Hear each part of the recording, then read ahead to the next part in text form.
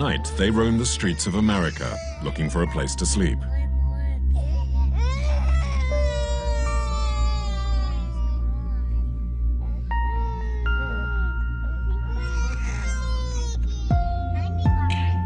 Tonight, they found a car park. They join many others of the half-homeless, as they're known in America, those people forced to sleep in their cars or in cheap motels after having been evicted from their homes. No one has counted how many Americans are currently living like this, but during the month we spent inside the American crisis, we met hundreds. The majority are from the middle class, the class that for decades had been the embodiment of the American dream.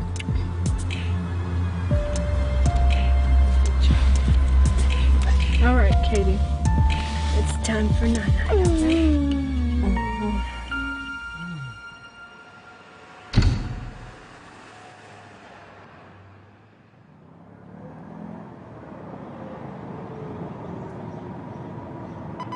This is Morning Edition from NPR News. Good morning, I'm David Green.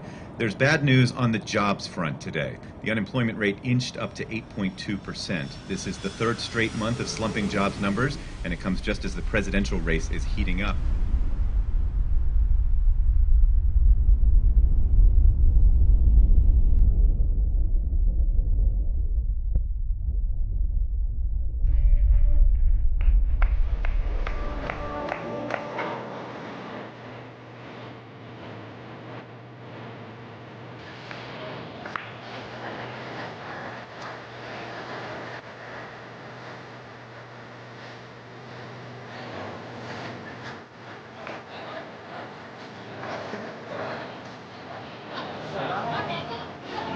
Hi, how are you today? No, didn't go out and I'll get people.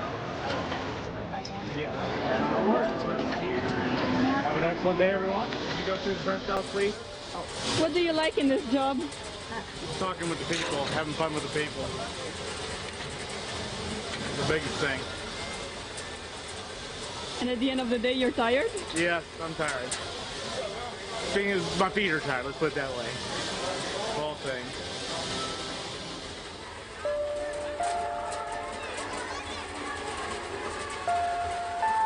I'm Larry Dodson. I work for Walt Disney World in Orlando, Florida. I'm 52 years old and I live with my wife and 2 children in a motel room in Kissimmee, Florida, and I have 5 children.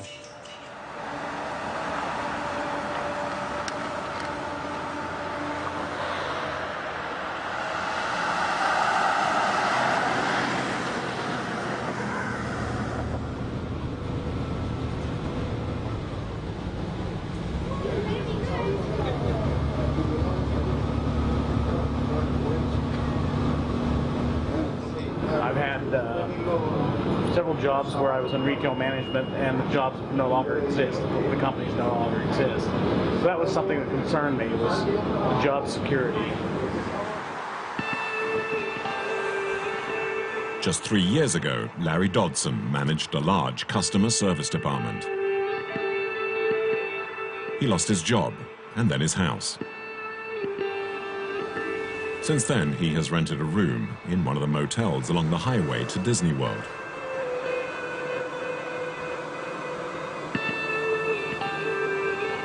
It costs $149 a week to stay here, and I clear about $228 a week. That leaves about $70 for groceries, food, anything else you need, clothing, that type of thing.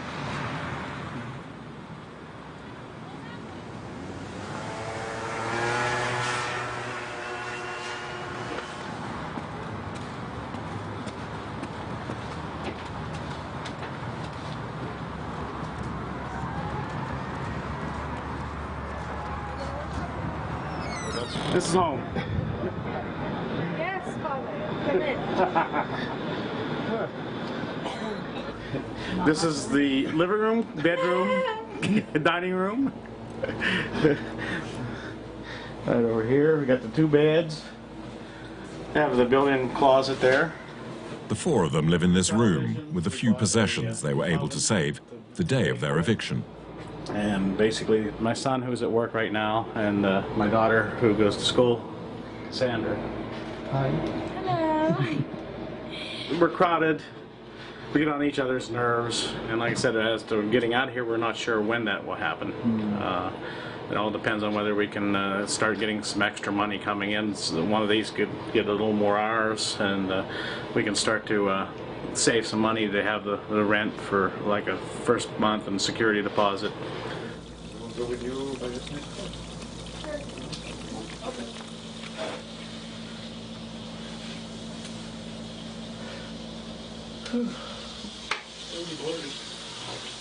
You want your wheat bread with Miracle Whip bread?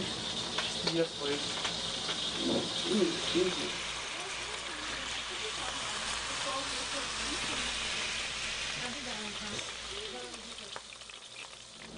Oh, this internet's not working. I know, it hasn't worked all day. It's got 4 bars, shows that I know. we're not getting anything.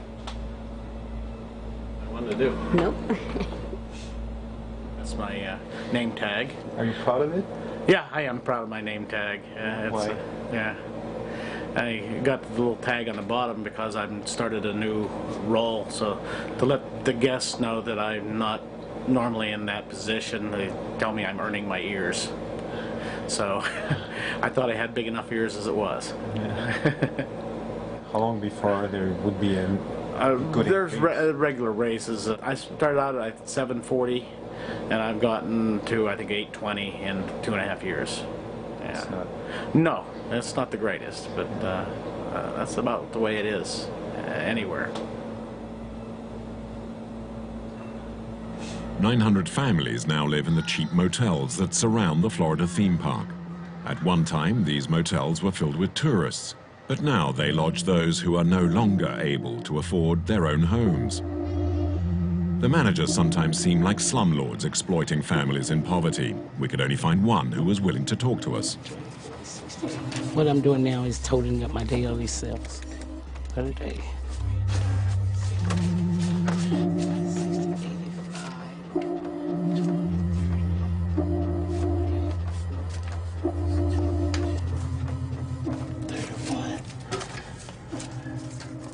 They collected in rent today only $532 and what is it? 34 cents. That's all I collected today in rent. And you were supposed to collect how much? You should be able to collect anywhere from, wow, let's say about $2,000 a week. You should. That's 4 times what she is currently getting a week. And every week she has to evict customers that haven't paid their rent. Even in a hotel right now, it's hard for people to pay their rent. With the economy the way it is, and then companies don't want to pay you nothing but minimum wage. It's not easy. Right now, you're breaking even.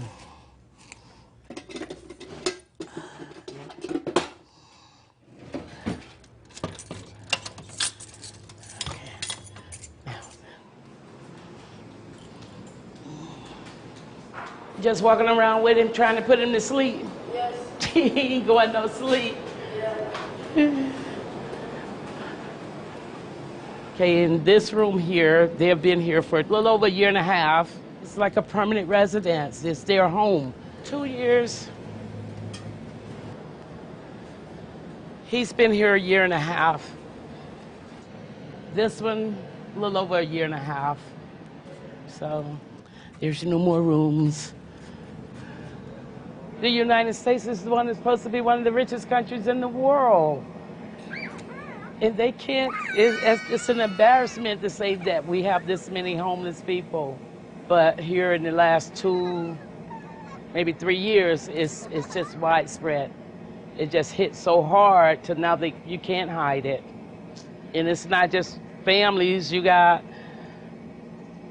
older people that can't go anywhere. You got seniors that's living in, they're walking up and down that street out there every day, don't have somewhere to go. For example, I have one in my room right now. She has nowhere to go. Shirley opened her home to this woman who had previously been a paying guest at the motel. Without anywhere to stay for 5 days, she was sleeping on the side of the road. She's 67 years old. The day that she came back, which was Tuesday, her legs was so burned from her sitting at the bus stop all day long. Yeah, the sun's so hot. And then I'd walk around during the daytime and try to stay in the shade, but it's hard, you know, and to find the shady spots. Sometimes they can be on that side of the street and then be on this side of the street. It can happen to anyone. Me, myself, I worked in the fields and I became a store clerk. I stepped up, but it took me a long time to step up. I'm 53 years old. I have no retirement. I have no benefits. I have nothing. So I'm still, I assume I'm going to end up like her one day too. She done worked hard. And what she got? Nothing. She have nothing. Yeah. Something is broken. Mm-hmm. Oh, 13, 14. That is a new record low. All we can say is, unless Greece really blows up and causes a problem around the world, it isn't going to get a lot better than that, people. So if you want to refi, do it. It's been 287 days since the U.S. lost its top credit rating. What do we do as well as part of the discovery? Among the evidence are the first photos of the neighborhood watchman after the shooting. In the one-star category, Shirley's motel is highly sought after. The rent is $800 a month, and the majority of residents are from the middle class.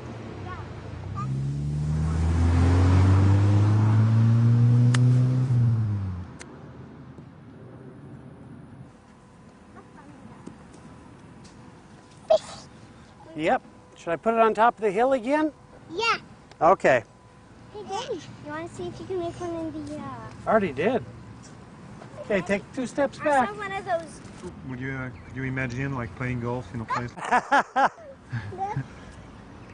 It lets me know what I need to fix on my swing. Yeah.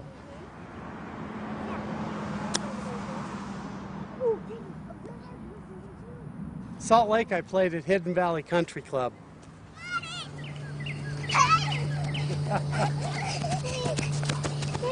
Thank you, ma'am. Thank you, sir. Ma'am. My name is Terry. I'm 42 years old. I'm a consultant for a resort in Orlando. I've lived with my wife and 6 children at this motel for a little over 2 years now.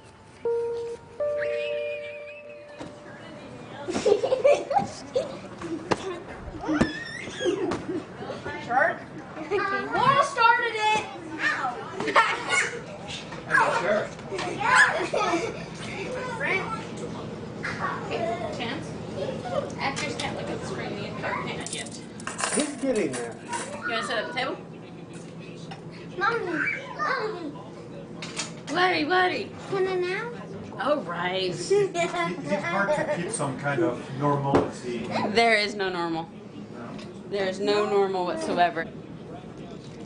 Before becoming half homeless, Terry lived what he now calls his other life, as a sales manager in the car industry. Still cooking. He was doing well until he was made redundant. He did not receive any compensation, as these are not mandatory in the United States. I don't know if there are classes anymore in America. Well, when the market burst and people found out that their houses were not worth what they thought they were, jobs disappeared, the illusion of security and stability weren't right with it. Ladies! Can I have a small spoon? No, this does not go. Bam, you're gonna have art. Thank you. That is mozzarella. Mozzarella. I guess you need to learn. Come on. The family spent all of its savings on hotel rooms. Until 6 months ago, when Terry managed to find a part-time job in a hotel complex for $8 an hour. Forced to sell his car because he couldn't afford to pay for petrol or insurance, he now takes the bus to and from work. I've definitely seen both sides of the spectrum. We had a boat to water ski, we went skiing, went on vacations. It was consumerism at its finest. I guess the 1950s stereotype of America. The white picket fence, mom and dad. We grew up, you had the same job, you worked there all your life, you retired, they took care of you. Those days are gone.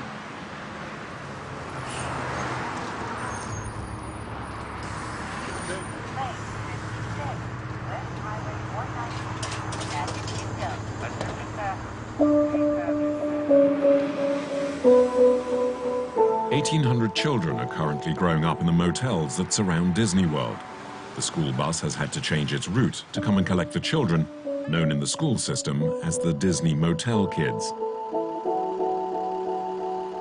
They move from school to school as their parents are forced to find cheaper and cheaper accommodation.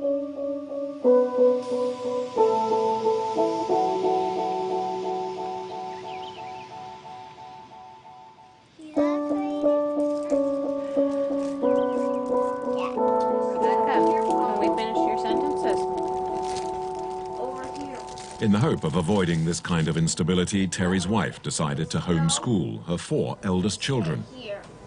The cards need to stay over here. Why don't you put them on the table for me? So, if you're telling me that you read the book but you can't remember? I forget, Mommy. So let's not forget. How about you actually read the book?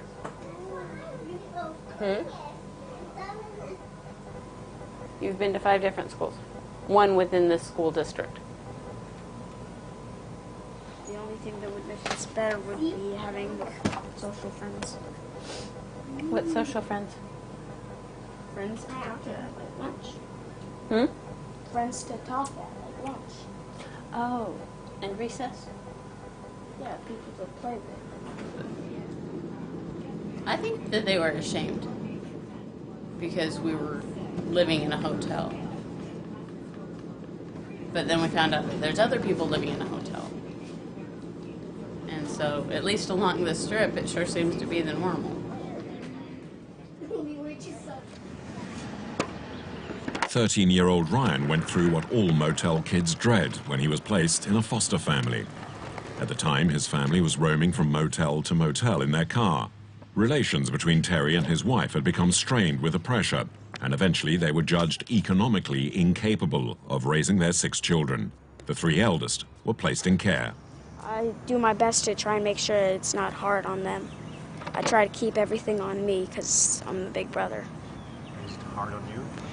Yeah, but if it's not hard on me, who's it going to be hard on? My mom or my sisters?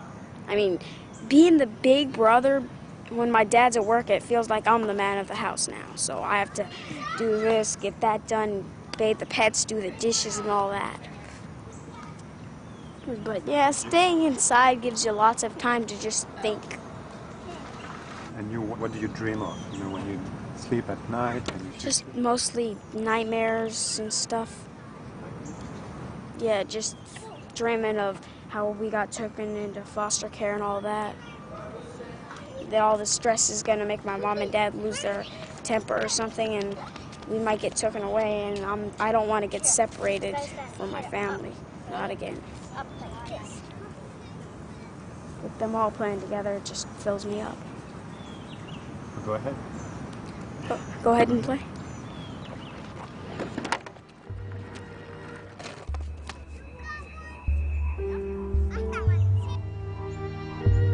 The parents have to accept that for the moment there is no support or help for them. During the weeks we spent with these families, we only came across 1 social worker in the county, and she was supposed to be monitoring around 1,800 children.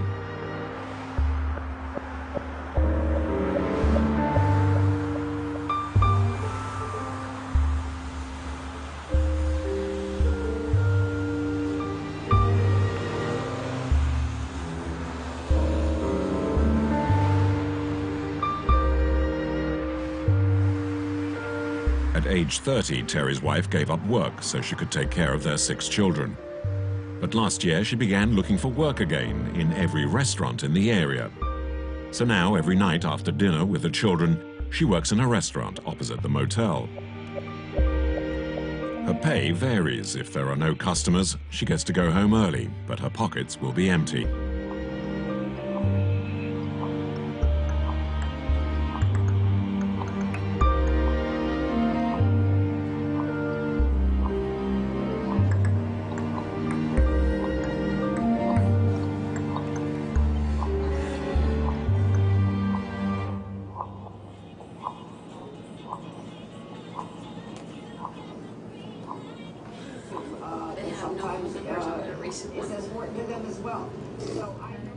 No.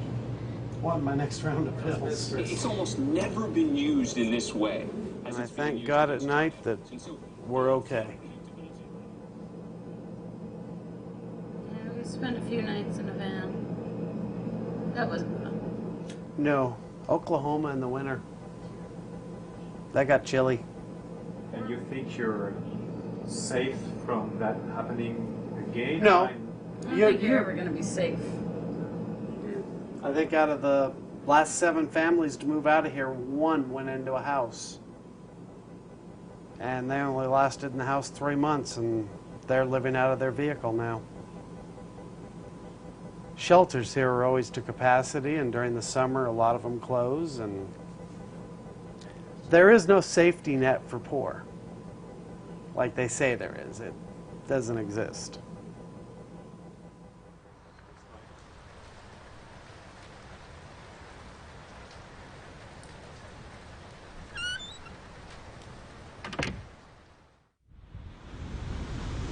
Without any safety net to catch these people as their situations worsen, those that no longer have the means to pay for their motel will go from half homeless to completely homeless. They often then migrate to the States where the social services still have a minimal presence. California is the most popular destination. Go get your bucket, sweetheart. Okay. We're not going anywhere. Sister's tired. She's upset and tired, and My hands are dirty. I know we'll wash them off by the shower.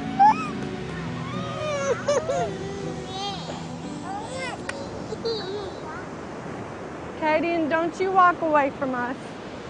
Mommy will change you in the car. I'm Amber. I'm 21. I live in San Diego, California. I have 2 beautiful children, 1-year-old and a 3-year-old. And we've been in our car for 4 months here in San Diego.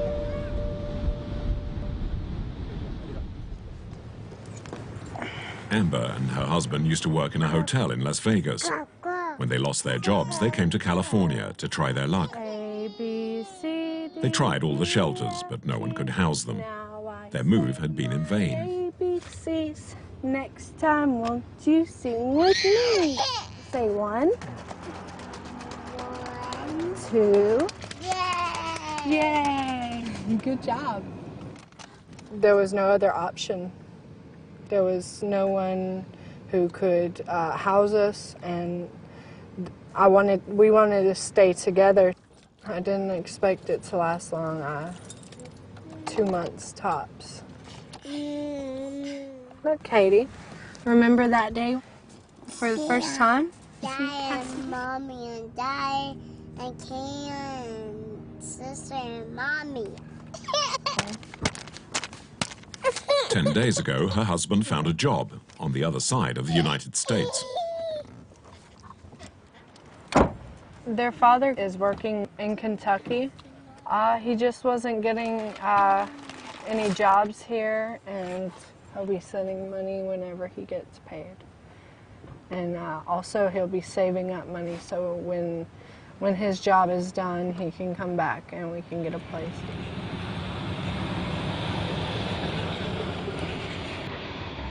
Amber's husband crossed the country alone by bus. They knew that their old car wouldn't last the 3,000-kilometer journey.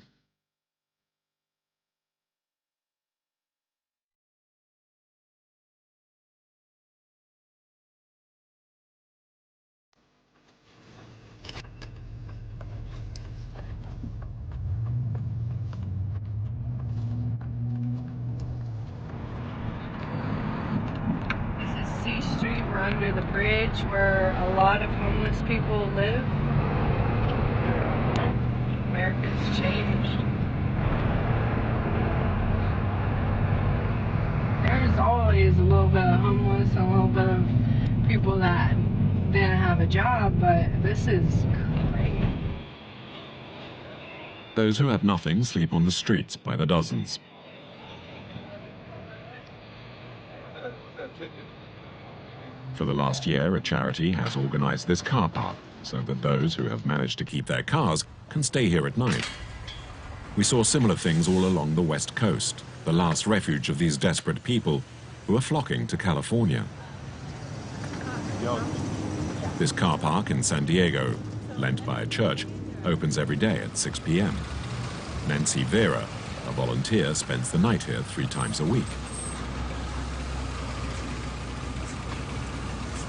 We had like a nurse at one point, we had a teacher, we had a dental hygienist, you know, and so she was, I mean, they were used to making good money, like they were used to being comfortable. So that's why I say we do get some first-time homeless, and we don't have as many people moving out, so it is full, definitely. So we try to kind of work with what we have. Alrighty, I'm gonna sit. Are you gonna park here?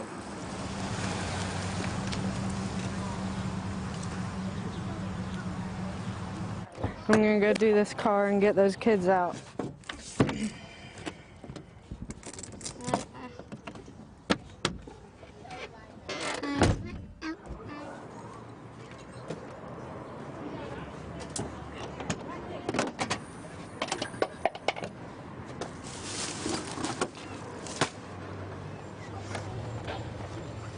Kadian, stay in the car. Okay. It's like a mountain.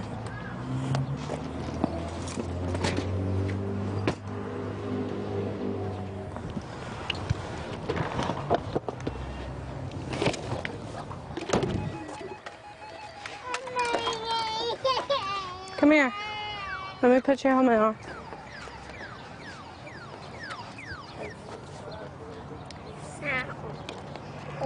Be careful. She's so cute. She just calmed down quickly, doesn't she? There are 20 parking spots, but about 30 cars squeeze in. The occupants must leave by 6 a.m., the majority heading to their place of work or to look for work. Hey, how was your day? Good day. Good day. So what you do? Got some resumes out today and works positive, hopefully. I got a college degree in business administration and hotel restaurant management, but this is my studio on wheels. Studio on wheels, here we go. The reality doesn't really set in. Right. It's like, wow, I actually don't have a home to go to. Where's mom and dad? And mom and dad are, you know, maybe alive, but they're not in the same city. So, you know, and your friends, your dear friends that will help you out, you can go take a shower maybe at your friend's house, but you feel kind of obligated, you know, I mean, every day, I mean, every other day, you know. It's hard to, I have a hard time asking if I can get clean. And I'm a pretty go-getter guy. I've worked since I was 14 years old. I'm like 52 now, and coming in May. I'm thinking about retiring, but I don't know if there's going to be anything left, you know. I'm probably too young. They say 62 to 65 to 60, you know, 70, but it's just there's so many people in this situation that it's just, it's not really, the statistics aren't there. I'm saying it's kind of a hidden thing, and I don't know why the government doesn't attack it or look at it.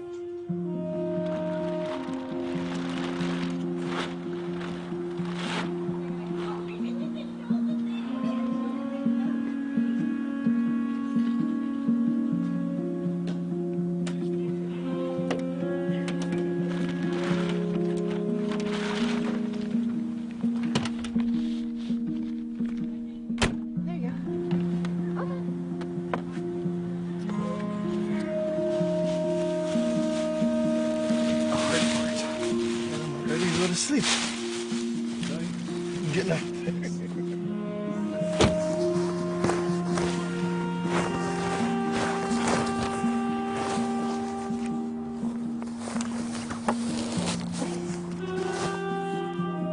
I'm fortifying the car. Yes. So I get privacy. Here.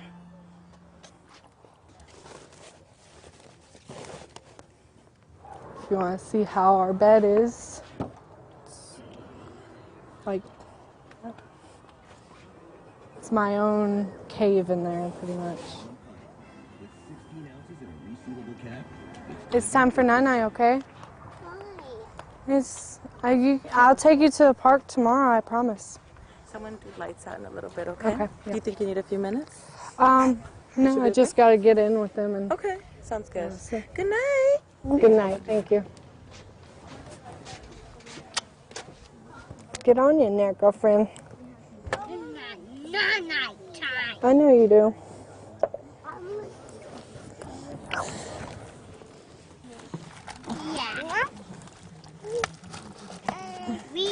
the bug side. Mm-hmm. No! No! God damn it! Hey, don't you say those words. Men of the Lord just helped us tonight. You don't have to do that. We're not a daddy anymore. Hey. We're angry.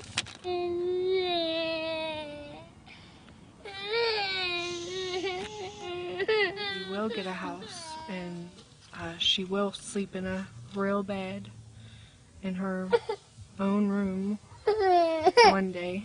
We're not happy anymore.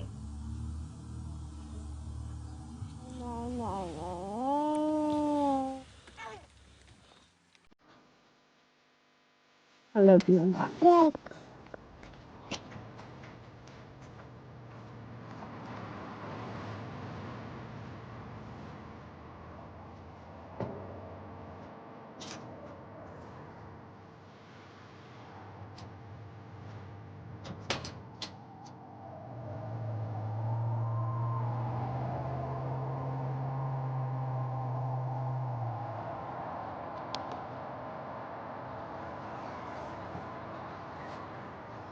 Katie, come here, please. Thank you. And there's this one? Yes. Okay. But I want you to sit down because Mommy's going in to fill out applications, and I don't need you to be running around the hotel because they won't hire me. Come on. Please don't. Me not tired, me not tired. Katie, you have to be good for me. I'm trying to get a job. You understand me?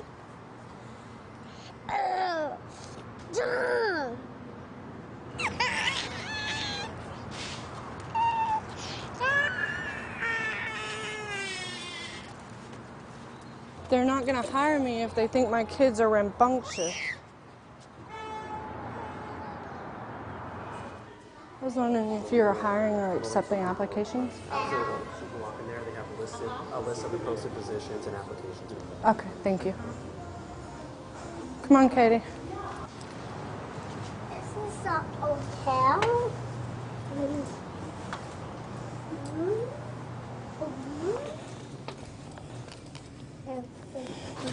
Did you poop? Wonderful.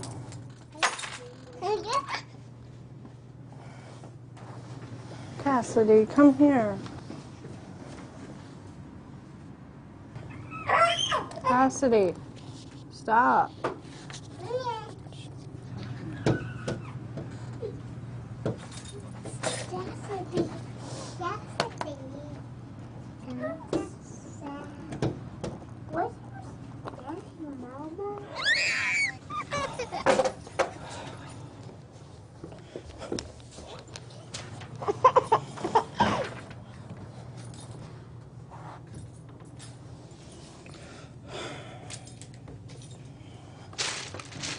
Stop touching stuff.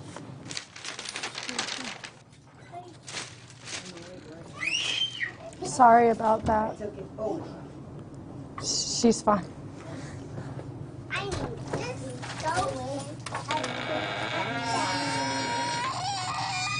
Okay, look, I'm not doing this anymore.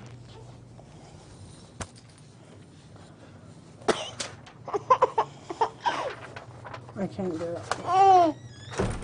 Get the keys, come on. Because I have to deal with both of my children while I'm trying to fill out job applications, and it's just not possible.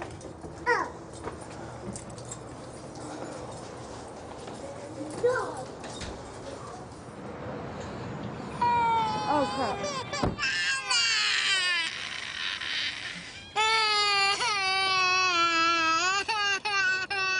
Hush, Kadian.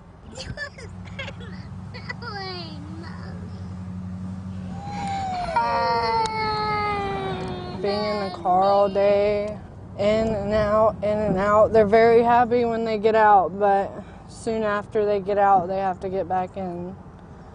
And that's very hard.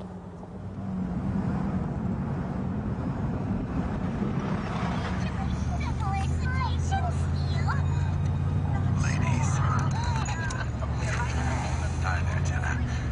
Enjoy the race. Almost as much as you did.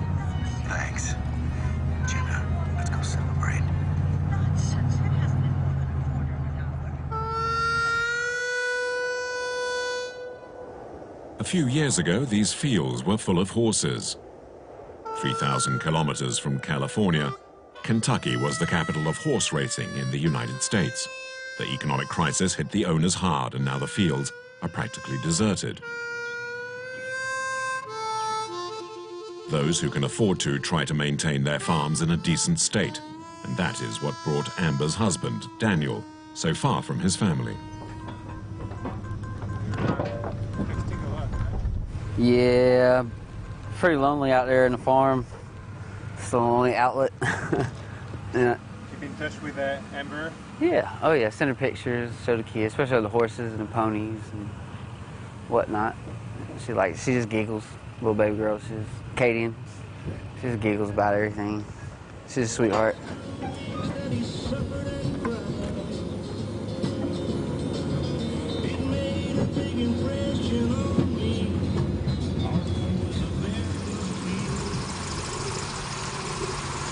Just 6 months ago, Daniel Carter was employed in a hotel in Las Vegas. Today, he repairs fences, going from farm to farm for 10 hours a day.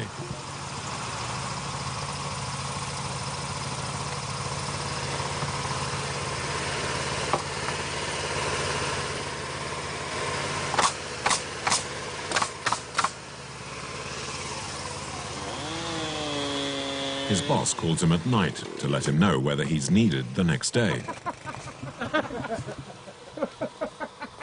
Oh, he's a good worker. Yeah. His work ethic is just unreal for a young man. Yeah. Man, I don't know how many weeds he cut. I mean, he just kept getting it, boy, I'm telling you. I'd like to find about 4 or 5 like him that's got his work ethic. And boy, that's all he talks about, some little kids he is. Yeah. So you know that one day he's gonna, might... Yeah. Yeah. Now, I don't blame him. No. Not a bit, no sir. Your family comes first and everything else just gets there when it can.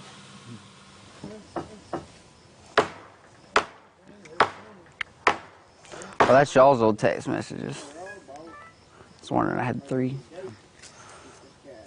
Torture being away from little girls. Little blonde hair, blue eyes, gorgeous little things. I can't help but come out here and work for them.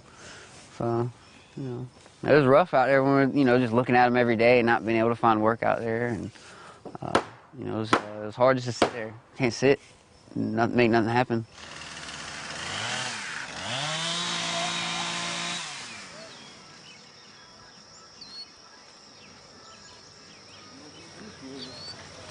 Stuck in the house for 4 days.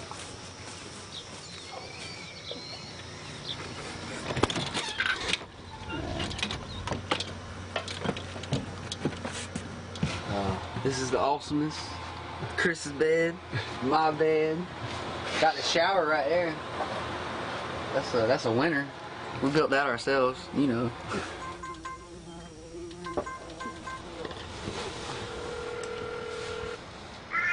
Amber. You alright? Yeah, everything's fine. How's Okay. Well, I can't wait to come see y'all. We can't wait to see you. We love you very much. You gonna let me talk to my baby girl here in a second? Yeah, you can talk to Katie. Hey, baby girl. I love you. I love you too, sweetie. I'm coming to see you. Yes, yes. And Daddy misses you. I love you. Okay, you be sweet. All right, bye.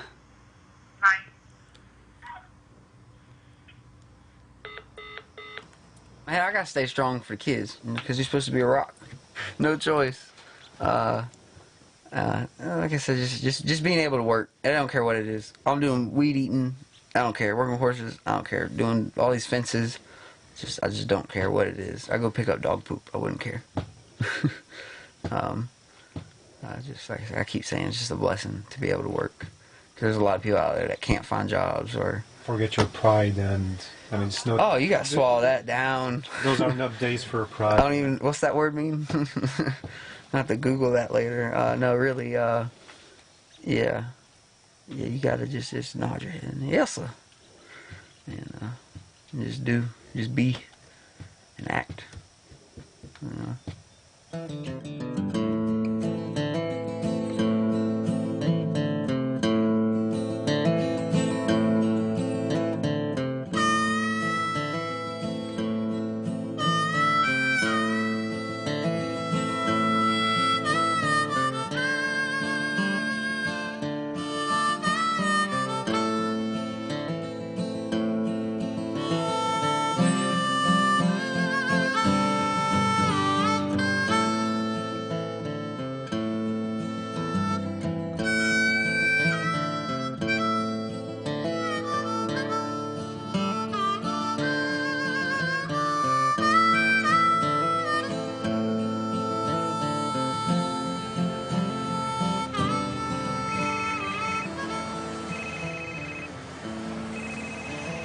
Hey, I'll be there like a block away.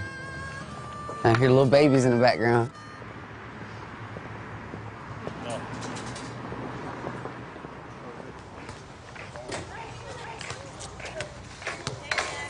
Hey, Nancy. You look fresh. It's great. There's lots of work out there. Okay. Yeah, just to stay motivated. And, yeah. I think the girls are resting. Cassidy was sleeping or something. Mm. And then Amber's over there. Oh, no, they're up now. Yeah, they're up. Hey, girl! Hey, baby! Hey, sweetie. Give me a kissy. Hey, mwah. Hey! Hey! Daddy! Hey, girl! Come here. Hey, Amber, give me a hug. Oh. What you think, girl? Owies. Oh, yeah, she's way more vocal. This one's walking, standing, no problem. How's it all going for you as far as looking for work? No.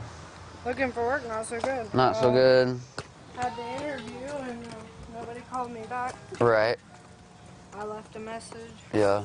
Did you checked out that studio yet? He said that he's looking for a male because there's already a male living in the apartment. Oh. Mm-hmm.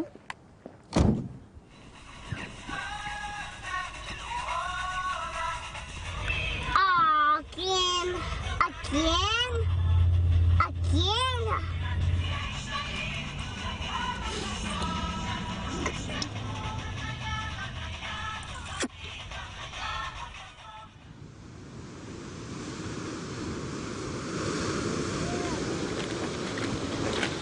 Well, we'll just be here a little bit. Daddy wanted to spend some time with you at the beach before I left and went back to work. With Cassie? No, that would be...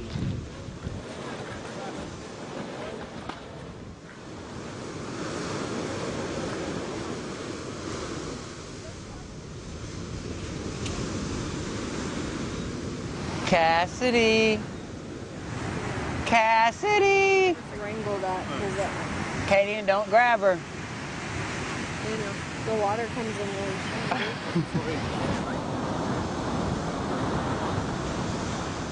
They'll be told about it, but I mean, just that mommy and daddy were struggling, and that we moved out to California. And we continued to struggle for a little bit, but we got our minds right, got on the right track, and here we are today. Hopefully. Hopefully everything will still be great when we tell them. Run! Katie, no! After this reunion, Daniel went back to Kentucky for work. 1 month later, he sent us some great news. Amber and the girls had at last found a place in a shelter. We were supposed to go and find them to see how they were doing and to wrap up our investigation into America in crisis. And then everything fell apart.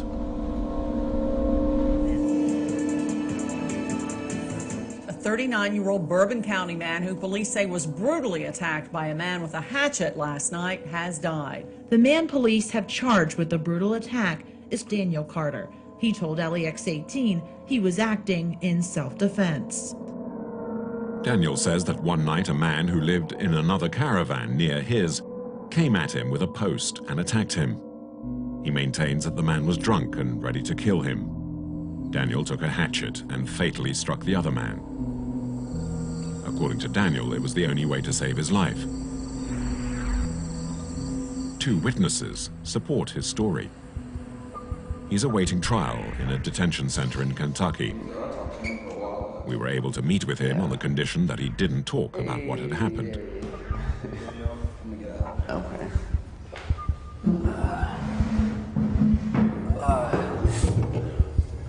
Have you had a chance to talk to Amber and to the... Yeah, I just called him today. You know, she always says, I miss you and hope to see you soon. And it's just worrying about them and worrying about their safety and just, you know, worrying about Amber and because this guy is going to be double hard on her now. And, you know, bless her heart. And she's being really positive and really strong, and that's helping me be really positive and really strong. So, but there's not much of a positive spin I can put on this, besides the fact that it helps me, gives me time to think and realize, you know, how much I do care for my family and how much of a blessing it is to actually be in the same area. Yeah, like I said, I'd rather be poor with him in my lap, man. This is ridiculous. You know.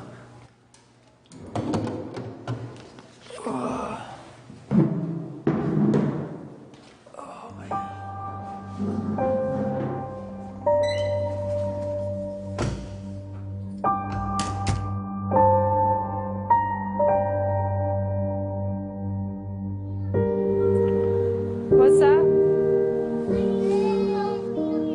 Mommy's kinda gotta watch Cassie, baby. Hello. Hello. Go, go, go. Amber was living in this shelter with her daughters when she learnt of Daniel's arrest.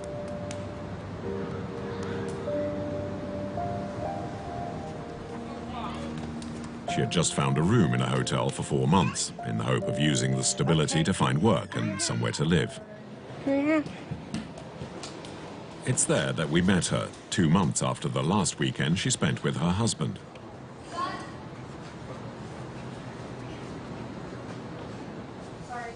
There's her bed in my bed.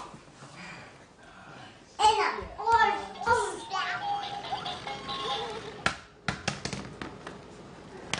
They need to be happy and be kids, and they don't need to know bad things. No, I try to keep my emotions shut until they're asleep.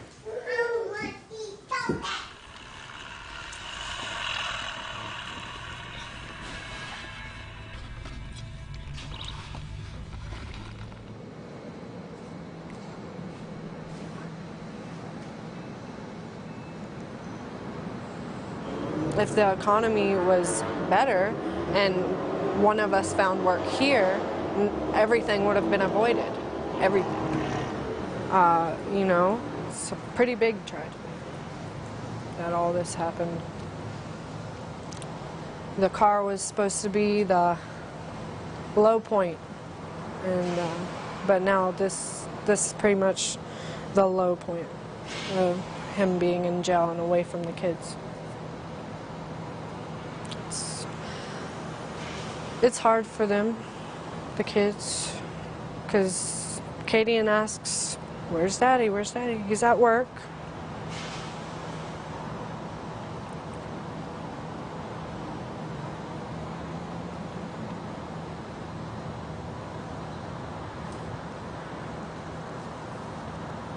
I have to remind her. I have to remind her of how good a man he is because he's not here to show her.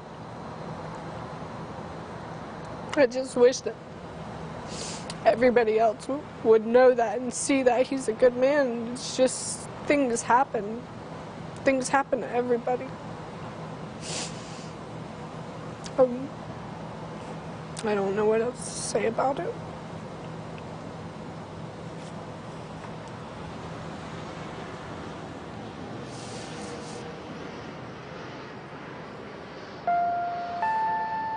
If the jury believes his self-defense theory, Daniel Carter will be freed immediately.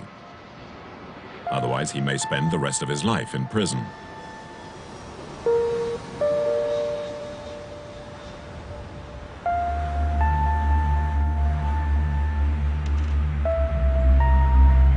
Back in Florida, Larry keeps on waiting for a promotion that would allow his family to finally leave the motel. Terry and his wife will soon have enough savings to rent a studio in Orlando, where they plan to move into after Christmas. They firmly believe that they will be able to work their way up again, and that one day the American dream will live again.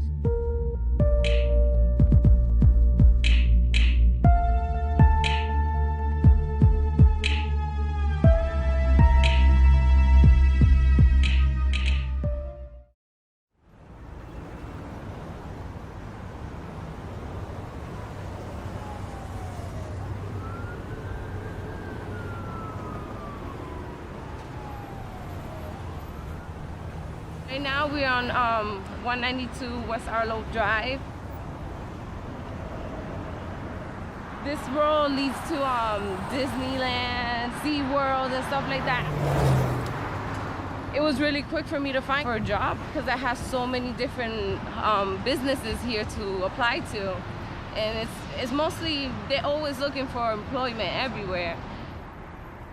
Fate led her to this highway in Florida. This evening, along Route 192, we crossed paths with Germania and her all-too-normal life. A life which resembles those of millions of other Americans following the recession. Okay, so I got a double quarter pounder, a cheeseburger plain. It's gonna be $27.86. 9 million jobs have been created since the recession, most of which, like Germania's, at this fast food giant, the second largest employer in the country. They say that there's jobs out there, but they're not paying you well. They're not paying you well that you have to go and get a second job. Minimum wage jobs. Good morning, thank you for choosing Dunkin' Donuts. Which means that Americans are working even more than ever. A medium hot coffee or ice, sweetie? They pick up part-time jobs, working 70 hours a week, often 7 days a week. Have a good day, hon. You know, 2 jobs right now is nothing. Like, I could probably do 3 jobs if I wanted to, but then I would definitely get no sleep. These hands, the hands which work to keep the American economy turning at full steam. The number's 239, right here to the left. The workers that helped bring the country out of the economic downturn that had brought the economy to its knees are far from reaping the benefits today. It is a struggle every day. How am I gonna make it today? Like, how am I gonna make money to buy food? How am I gonna make money to cook my kids dinner at night, you know? Thank you. Every day is a new chapter of my life, so. It's a success story, the story of America's amazing economic recovery. 8 years after the crisis, their politicians and companies hammer home the message, and the statistics seem to confirm it. The leading global power has saved its economy.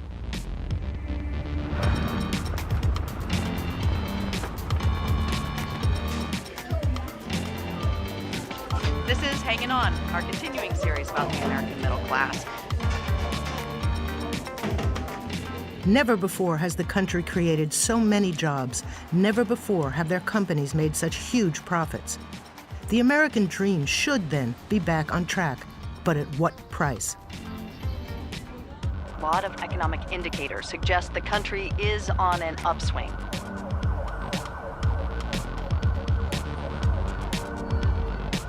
There have been 73 straight months of job growth in the private sector in this country, which is huge.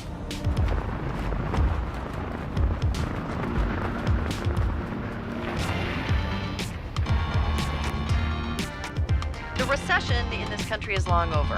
The economy has recovered. So why does it still feel so shaky?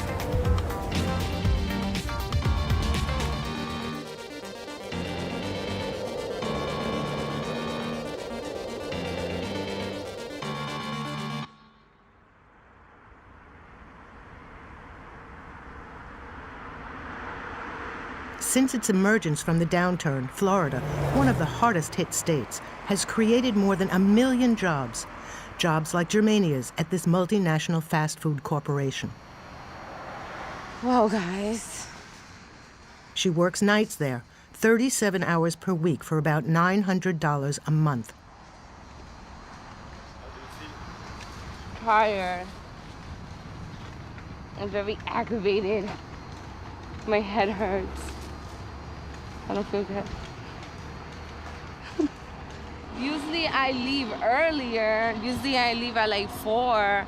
They know that I have another job, but then they just like, but you need to finish this and you need to do this and you need to do that, like a whole bunch of other stuff. I feel like they don't really care. I really hate overnight. I believe if I was to start regular time, they would have probably started me like at 8:50.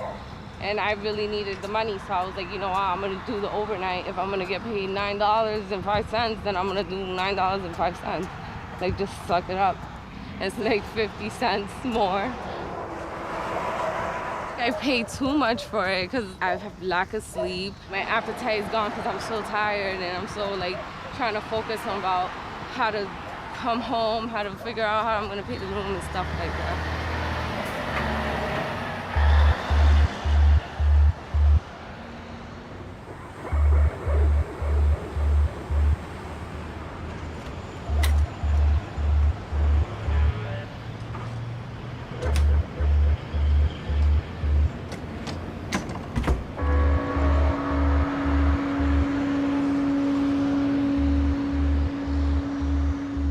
Tonight, Germania won't even have time to sleep. It's 6 a.m. and already time to leave again.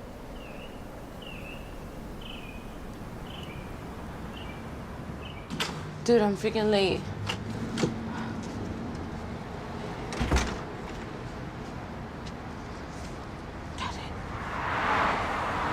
Alex, can't wait to get on the bus so I can close my eyes.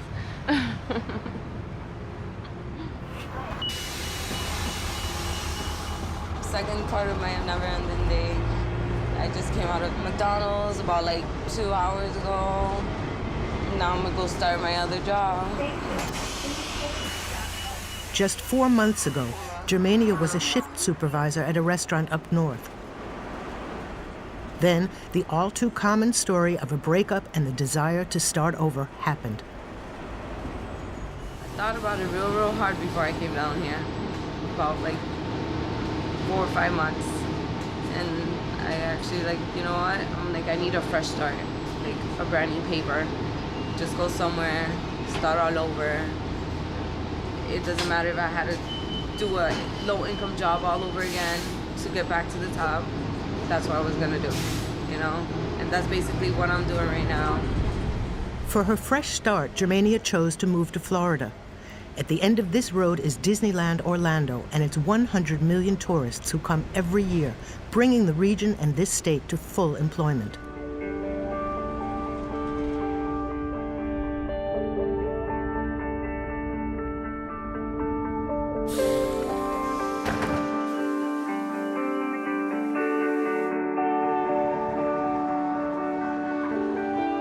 When she was younger, Germania had a different dream, to be a pediatrician.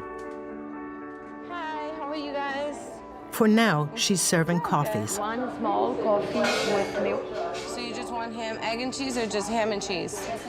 So no egg. I love all my jobs. Like, every job I get, I'm very committed to, 100%. Hopefully this is just like my beginning and eventually I can work my way up, you know. 55, and yeah, 1 and 2. I'm trying to give myself at least a 5 to 6 year period to reorganize myself and be like, okay, I did it. Now I'm working this good job and I'm driving, I have a house, my kids are happy, they're grown. So, you know, I'm trying to give myself that time period. I say 6 years, about 6 years. Since the recession, America has commended itself for having created 9 million jobs, but at least half are modest, underpaid jobs. In order to escape living in poverty in the U.S., you would have to earn $15 an hour, but Germania only earns $8. They do give a lot of you money when you start working, and then to get like a raise or something, it takes like 6 months, 8 months just to get like 10 cents raise, you know. So really, at the end of the day, you're like working and you're not making anything because they're giving you minimum wage, you know. And to further increase their profit margins, leading employers are pushing the limits even further. They parcel out hours and break up shifts. Germania's boss doesn't even try to hide it. Yeah, we have benefits. Yeah, we have to. You know, we offer health insurance, but you have to be like a full-timer to get it. That's number one. So you think companies are using like more and more part-time jobs? Yes, to a avoid lot that? of them. Yes, since we came out with this new health plan, yes, a lot of employment. I hire them part-time so they don't have to pay for the benefits. You know, we have a lot of competition out there, so they, you know, but it's all up to, you know, the politics, you know. It's the law of the market. Yes. Unstable, part-time, and underpaid jobs. This is the reality hiding behind the American economic miracle.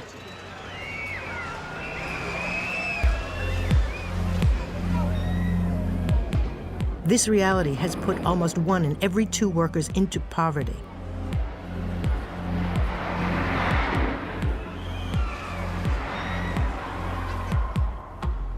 Today, the American middle class is disappearing, replaced by the working poor.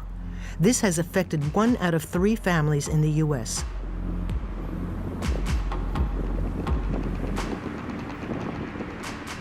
Along the road to Disney, cheap motels are filled with these workers who can't afford to rent an apartment. 1,700 families are living just on this stretch.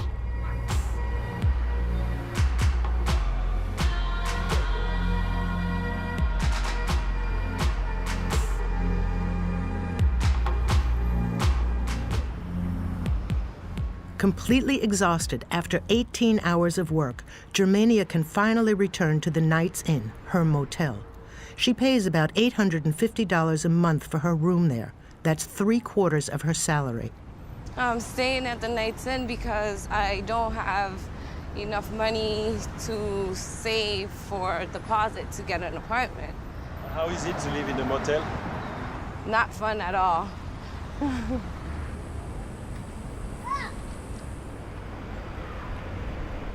Kiss and a hug, and then I give you donut. And a kiss. Mwah. This is my son, Pedro Fernandez. He's 4 years old. This is my mother-in-law, Marilyn. And this is our room where we stay in the Night's Inn. My bed and my daughter's bed.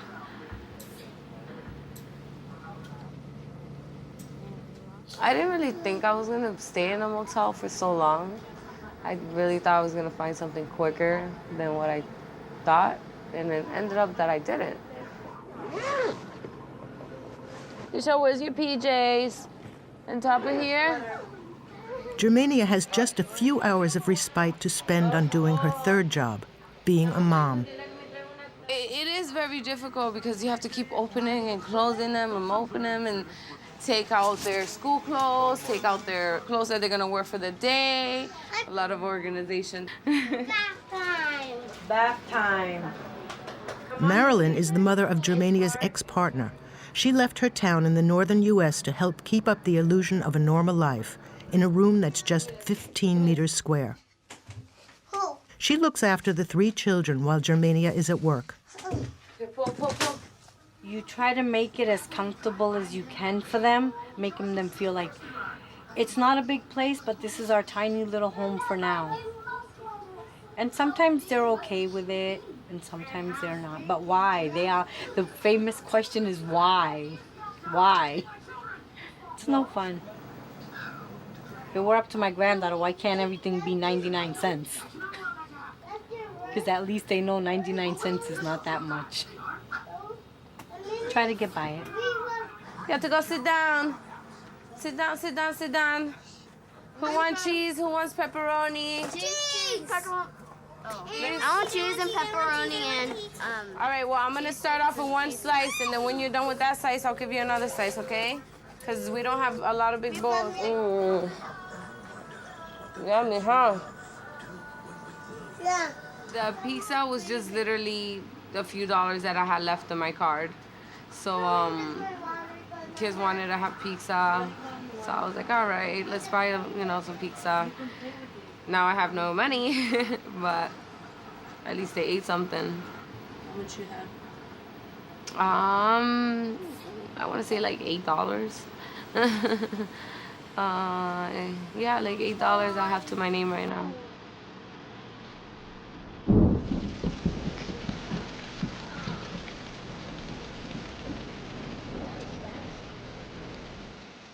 Why the sky is far away? Why is the sky so far away? I don't know why it's far away. I don't know either. Now I'm gonna lay you guys down and I'm gonna tuck you in. And I'm gonna put on my shoes and go outside while you guys spend the night. Oh, yes, come on, you big baby. Kiss, kiss, kiss. Mwah. And my eyes. I love you. Love you. I love you more. The break was short-lived. Germania only gets to see her children for 4 hours a day.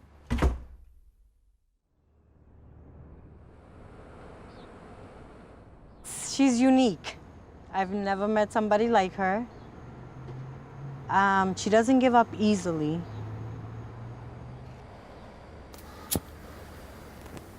I just feel bad that it takes her freedom. She's not able to enjoy all that quality time with the kids. She's only getting a few hours of sleep, maybe an hour, maybe 2 hours, when she has to go back to work. And she's 25. And she's only 25. I think she'll be stuck in the system for a long time. She's always gonna be working. So everybody that doesn't, I say, this American dream, it's a whole bunch of crap in my eyes. It's all a bunch of crap. It's only to make those that are rich and have more, make the less fortunate work harder. More money for their pocket and less money for the ones that are really busting their butts out there. Or sacrificing what they... It's not fair. So I don't find it an American dream. American workers have come out of the crisis more vulnerable and even poorer than ever, condemned to always working more hours just to get by.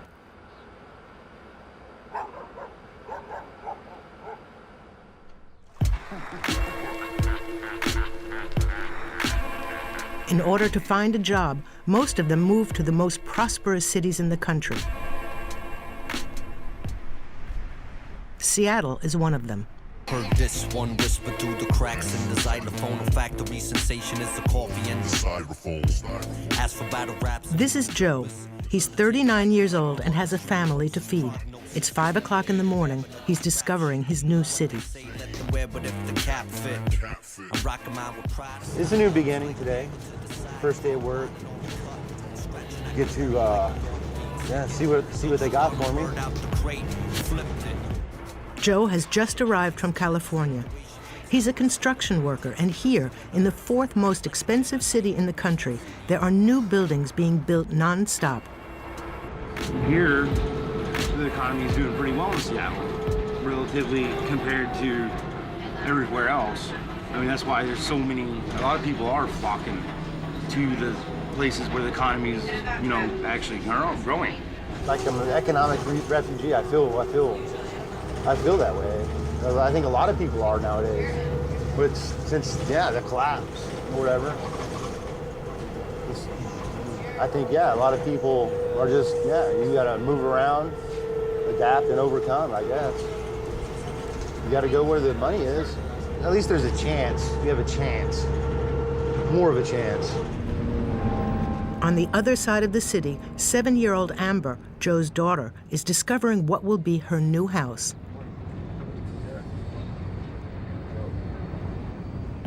This morning, in her cherry print pajamas, she's a little overwhelmed by the camp.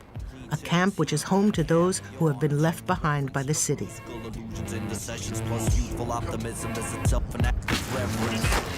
This is my mother's family. This is my family. And we sleep right there, and I sleep on the really bottom. Amber is a little girl who's been dragged around from town to town. When her parents go searching for work, Amber changes school. She hasn't even enrolled yet in Seattle. Whilst waiting, she's making friends. Your hands cold? No. My hands get too cold and I can't move. Okay.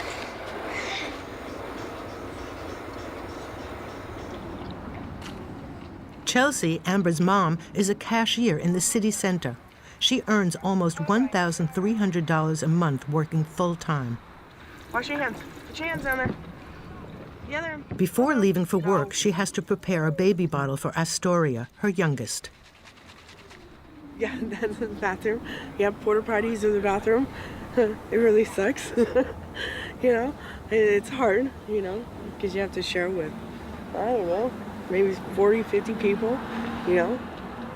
It's not exactly what I expected in life, you know. After having spent what remained of their money on motel rooms, Joe's family had no other choice but to end up here in this church parking lot. Okay. It's worrisome, you know, because I don't want to be living like this, you know. I never figured I'd be in this kind of situation, for my kids to be in this kind of situation. Never done it, and this is the first time I've ever had to do it, you know, because I've had tons of money, and now it's just like I'm dumbfounded, you know. It's really bothersome being here, you know. In Seattle, 500 families live in these temporary camps tolerated by the city. They house people whose insufficient wages mean they can no longer live in cities, which have become too expensive. These are the Americans who were hit hardest by the recession and who never managed to get back on their feet.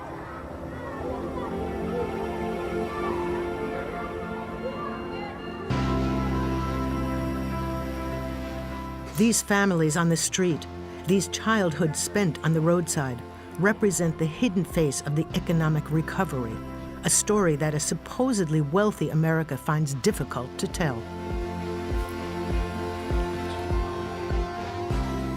In the richest country in the world, more than 1 million children are homeless, 2 times more than before the economic crash.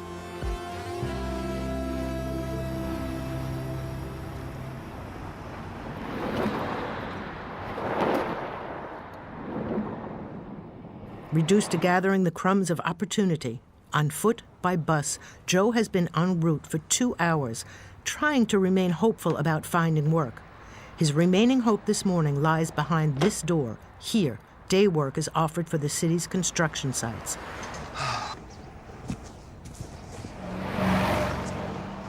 They're done.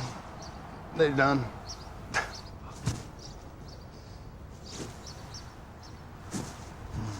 I gotta get a real job. This ain't fine for me. He said he only sent like 3 people out this morning. But yeah. Yeah, there's a guy still sitting in there.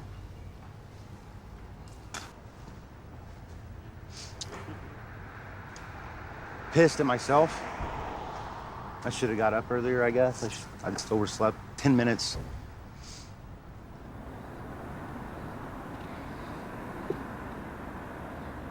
So I guess I'm gonna have to get up even earlier, around 4 now, to make it here. I gotta be probably here by 5:30 in the morning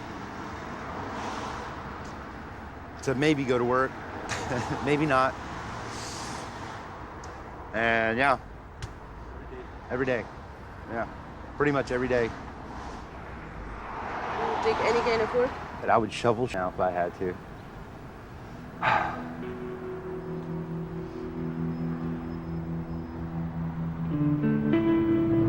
Probably should head north.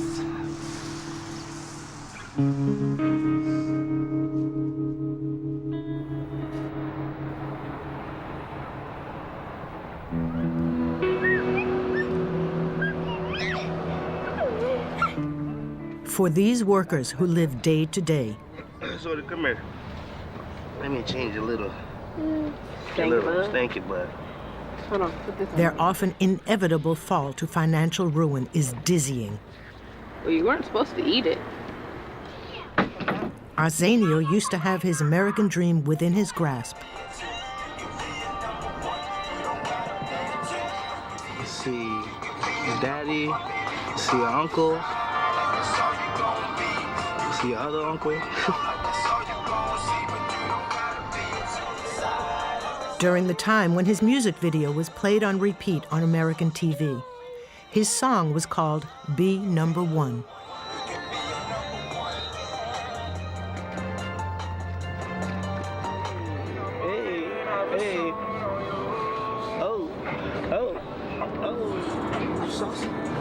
That's the thing about America. You're gonna have your ups, you're gonna have your downs, you're gonna have your greatest moments, you're gonna have your hardest moments. But the thing is to stay true to yourself, and the key thing is to keep going. Never stop. You never stop. I think America is just a playground for upscale people. You know, because I've dealt with a lot of people that's been high up there, and when you meet these type of people, it's just like they don't think of life as we do. You know, it's just like, oh, anything I can make something happen at the snap of my finger. You know, I believe it's all for the rich. You know, it's all for their gain. I wouldn't say they pick on the poor, you know, because I don't think nobody picks on the poor. But they look down, you know, and to be somebody in once top position before to here, it can make you realize, like, did I look down on that person?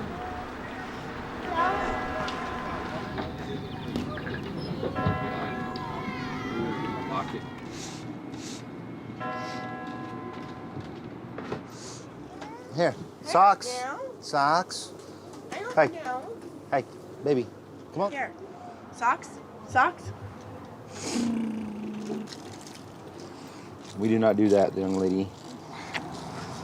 Are you still proud of being American? Me? Yeah. Oh, yeah. Why? Why? Still America. We're still, I mean, yeah. Our light's a little dimmer now. I don't know, America. Oh, yeah. Wow. It's a difficult question. I am proud still to be an American. It's almost hard to find a reason now. Wow. It really is, I think. I mean, I think it's just in my blood. I was born here. My family's been here since before we were a country. I'm not proud of us, a lot of things right now. I'm not a proud American per se, I guess. I love my country. I would die for my country. But, yeah, I mean, things got to change. The poor are getting poorer because the rich want more money or whatever. You know, they want it more and more, which I'm fine with that. I really am. I have nothing against rich people. I think, yeah, that's awesome. Awesome. But, like I said, I've never gotten a job from a poor person, not once. But there is a limit, I think, and I think some should be turned back. I mean, yeah, tent cities, I mean, look, one of the wealthiest cities in the country, you know, this stuff shouldn't be going on. I mean, I'm ashamed. Ashamed. This is a real blow to my pride. Yeah. I mean, yeah. It sucks.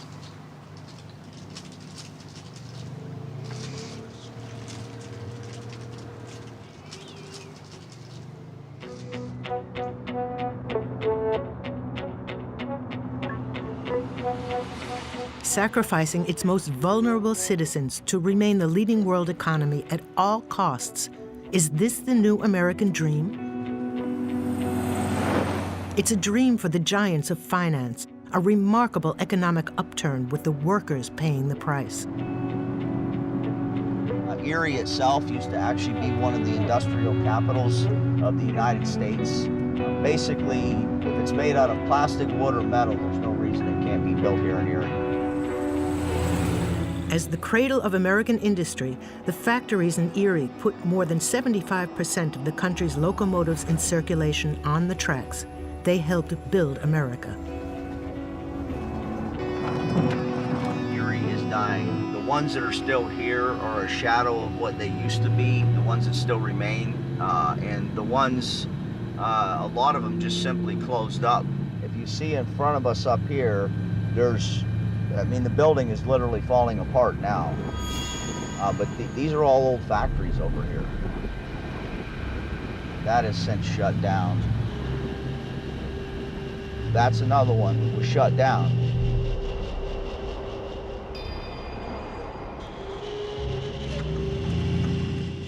Scott Slauson is at the head of one of the oldest trade unions in the USA.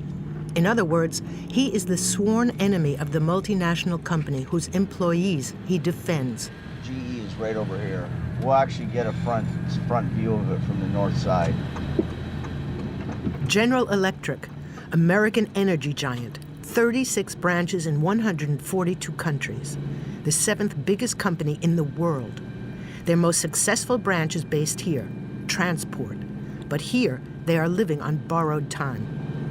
General Electric decided that the wages they were paying us were too high and weren't supporting the profit margins that the company wanted, even though those profit margins were in the 19 and 20% range. So they built a low-wage factory in Fort Worth, Texas. And that's led to the layoff that we're at today, because they just don't understand at some point that is going to cause a collapse of the United States. It's the new strategy of big American companies. Relocate within the U.S. and move to where the salaries are lowest. For these locomotives will be made in Texas, a state without trade unions. The workers there will be paid half what they were paid in Erie. And the redundancy plan is already in place. Here, General Electric is laying off 1,353 people. Hello, hello, hello, hello. Tom Swarrick is next on the list. Good, good, good. A lot of people honking? Oh yeah, we get a lot of people honking. Good. As a GE technician, Tom Swarrick makes electric wiring for locomotives. What's going on is people are leaving the plant right now, and they're honking their horns in solidarity for just us standing out here. Honk that horn! Since they started laying off 5-6 months ago, people have been coming out here every Thursday. My name is Tom. I'm 43 years old. I've been a GE employee for 13 years, and I've worked in the union for 11 of those 13 years. And tomorrow's my last day of work. I'm permanently laid off. My name's Sal, and I've been at GE for 11 and a half years. Day to day, I don't know if I have a job tomorrow or whatnot. I received my notice the other day. Due to a reduction in the workforce, you will be removed from your current job. This contact serves as a 40-hour notice of your permanent lack of work. A few quick sentences on a piece of paper is what you get when you leave after 13 years of service, after 13 years of work at a major corporation. This is exactly what you get. When it's your turn, your boss comes to you, your PTA, your business leader, and they come, they hand you a paper, they walk you down the aisle, past every one of your fellow employees, through the building to their office to give you the paper and saying when your last day is. It's brutal. It's very humiliating. Everybody looking at you, knowing what's happening. They know their day's coming. But to have that walk of shame and losing your job for nothing that you've done is wrong. The recession was the perfect pretext to put the new rules of the game into place by lowering salaries and relocating to factories without trade unions. I mean, you guys can either go back across the street or we can call Lawrence Park.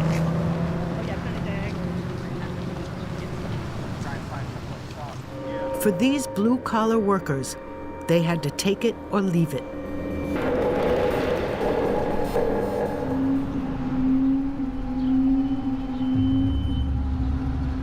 I was born and raised in Erie. I love being here, I love the city, but I don't know with being laid off if I'm gonna have a chance to stay in the city. I would be very sad if I had to leave. A lot of people that got laid off, they decided that they're gonna move away and do something else. I don't wanna do that. You know, this place is home.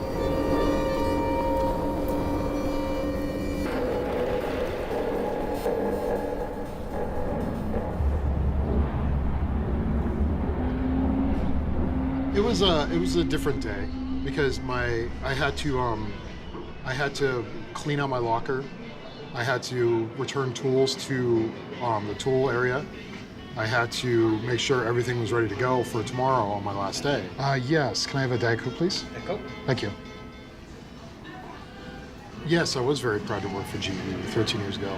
And to a point, I still am, because I mean, we do good work there. I think at one point, it might have been part of the American dream to work at GE, but my aunt worked at GE, and she worked her entire career at GE. And she was on the floor, and she eventually ended up in the offices working for GE. And when I graduated high school, she told me when I was fresh out of high school, she said, you need to get a job at GE because I worked there my entire life, and it was a good job and a good paying job. And here I am 25 years later working at GE and getting laid off from GE. Within 15 years, 5 million industrial jobs have been destroyed in the U.S.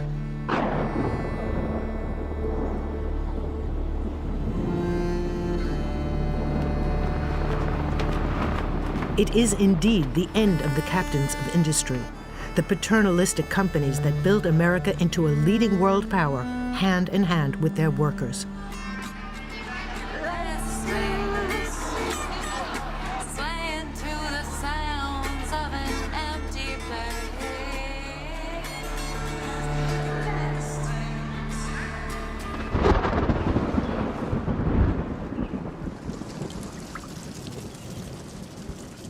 This morning, like every other for the past 13 years, Tom Swarrick got up at 5:45 a.m. He is a punctual man, even on the day of his layoff. I did have a little hard time sleeping last night, looking at my clock, thinking, what time is it, or what time do I have to get up? The more I think about it, the more I think it's going to be a stressful day.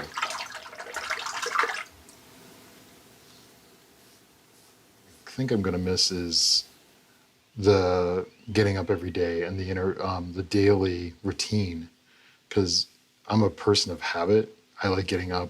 I like having a place to go and have to be there at a certain time and getting my day done and doing certain things every day. Getting up and not having anything to do is kind of a little unnerving.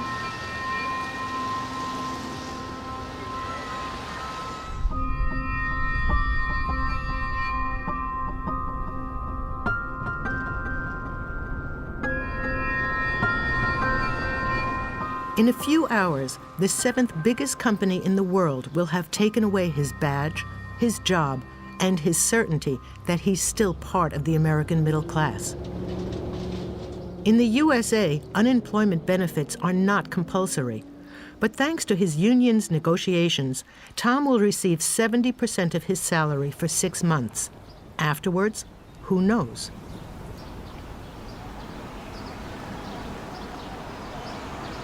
So what's the thought process behind that? At the General Electric Union headquarters, Scott Slauson has just received more bad news. The company wants to get rid of 181 more jobs. We're not going to sell the farm for 181 jobs because that's not fair to, number one, everybody that is out on the street and everybody that is currently working. It's just not fair. But we'll see. All right, later, bye. The company we work for, they're not very admirable. But General Electric's profits keep increasing. They just redistributed $26 billion to their shareholders. From the beginning of negotiations, Scott Slauson has felt like he's fighting a losing battle. They can very much afford to keep them. The fact of the matter is they're looking for ever-increasing profit margins. And, you know, you can keep smacking a rock until you turn it into dust, but once it's in dust, you're not going to beat it any smaller. But they're going to try. To get what they want, there remains one thing standing in their way: the trade unions. the final line of defense protecting workers. And for them, this is a death sentence planned by the financial districts of America. Back then, people knew what it was like to struggle for a cause. Just 50 years ago, 1 in every 3 Americans were protected by a union. Now, it's only 1 in 10.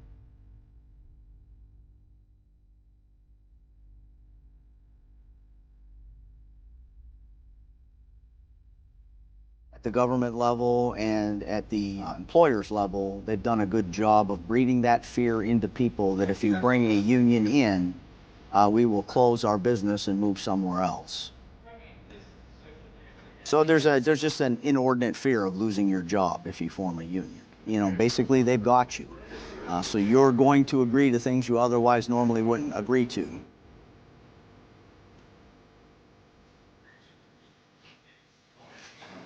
Backed into a corner, American employees have no one to turn to.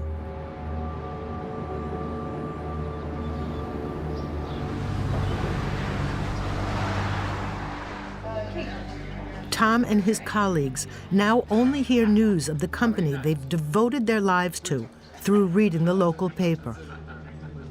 Did you see this? No, I don't even read that. I don't even read the paper Front any longer. page of the Erie paper when they're laying people off the same day.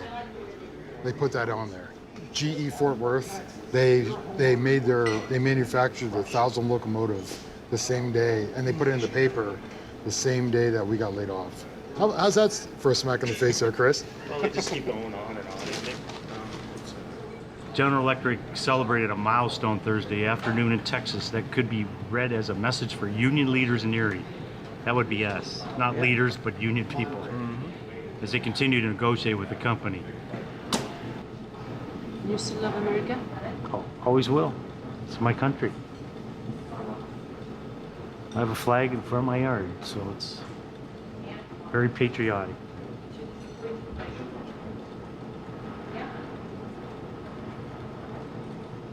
These big companies moving out of here and, you know, slapping people down and making them feel like crap. And the American dream is,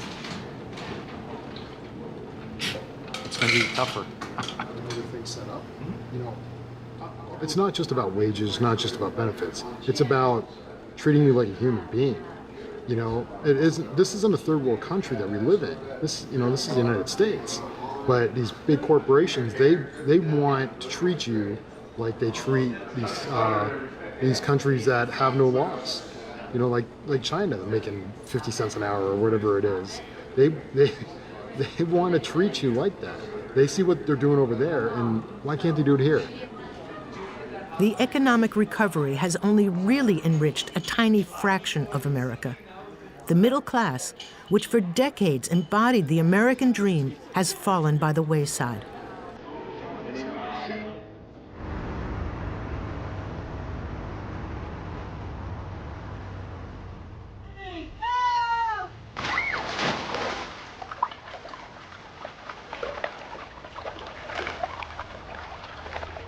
In Florida, we've caught up with Germania and her family 6 months after we first met.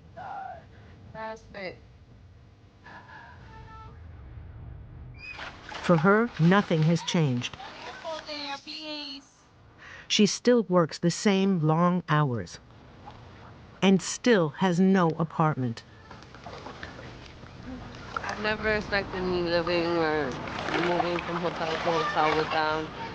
I want to have a happy family, not a family that's hopping from here to here and here and having my kids confused and asking me questions, why we're here, where's my papi, what are we gonna do, you know? I really don't get down into details and oh, we're staying here in the hotel and because we're homeless and all this. I just say this is gonna be our temporary home.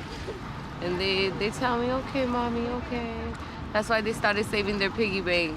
The little piggy I have, because they were like, oh, let's save all our change. That way we have money so we can move out, you know. Along the road to Disney, motels put up with these semi-homeless families so long as they don't stay for too long. This motel is already the 5th one Germania stayed in 4 months. Until now, the motel hasn't dared to kick them out. Perhaps because tomorrow is the start of school. You guys behave for me?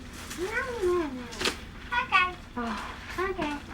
For Marilyn, it's time to leave. She has to go back to her husband, who she hasn't seen for 6 months. My heart's divided. I don't want to leave my grandchildren, but I also need a life. I think the hardest part is not hearing, gonna be not hearing God to say good morning, Nana. Nana, what's for breakfast? Nana, can I have this? Or his favorite words, I'm hungry. He's always hungry. Yeah. No. Nana. You help me a lot. No, more than anybody's ever done for me. Oh, gimme. Okay. This will make me stronger.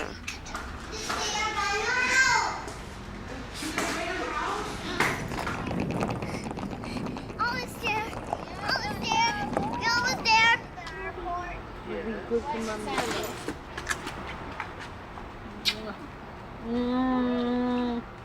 I love you.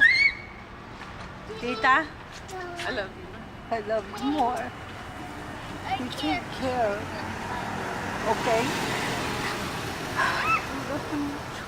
If anything, you let me know. Okay? I love you more. Alright. Stop crying. Sit it.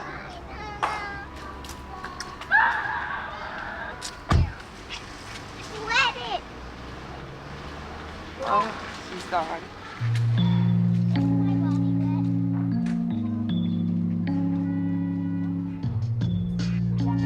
There was a time for broken prayers, shadows of hope. Packing all our goodies in a bag. We can take them with us. Try to make everything fit. After spending 1 month in this tent, Joe, Chelsea, and the children are getting ready to leave the camp. A place has just become available in an emergency shelter in town. One more step up to civilization, I guess. They'll have beds to actually sleep on instead of crates. You know, real beds. We'll have our own bathroom.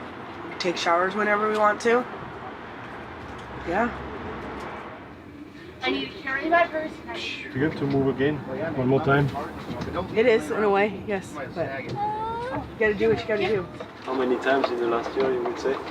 In the few years, let's see. 1, 2, 3, 4, 5, 6, 7, 8. Probably about 10 times.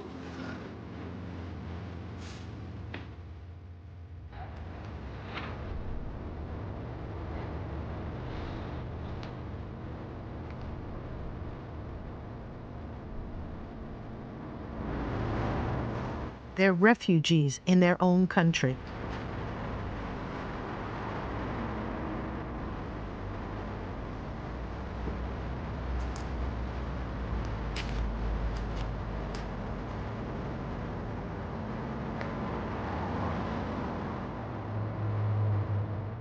They'll have the right to stay for 6 months in the center they're moving to.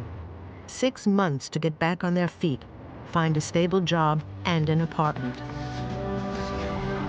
Poor people get punished. You know, this is pretty much punishment. And not be able to support your kids the way you want to, or a house to live in that you can call home. This ain't home for me. Home is a kitchen, a living room, picking your kids up from school and be able to go home and say, we're home, kids. You know, this isn't home. This ain't home for me. It's hard. It's very hard. But I gotta stay strong for my kids, you know? Yeah. You're a strong woman. You know that? Yeah. I know. I know.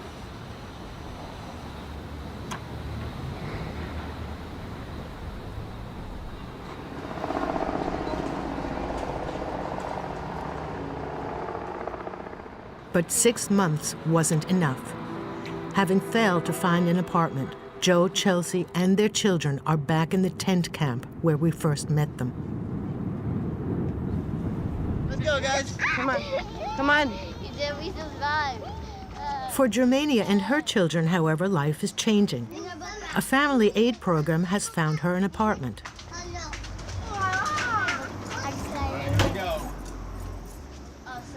This 3-room apartment, which they will pay the deposit for. Yeah, it's huge. Oh, check out this bedroom in here. This is my bedroom. Whose bedroom is this? In the stove, now we can bake again. Yay! Cookies. For me to watch TV every day. Yes.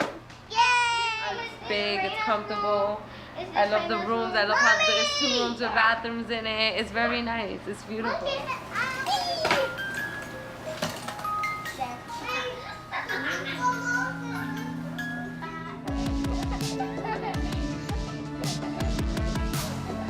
A long time ago, Germania made a promise to her daughter.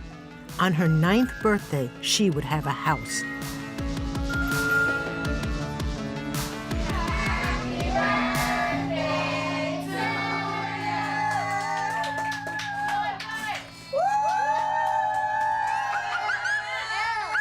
Living life on a knife's edge, a precarious balance.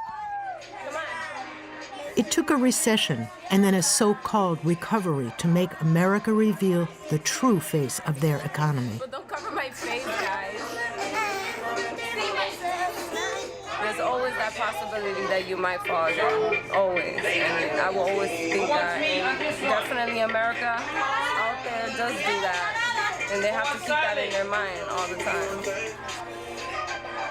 It is part of the American dream. At the end of the day, it is part of the American dream. Everybody thinks it's handy dandy here in USA. It's not. It's reality. Gigi, look. Put your hands down.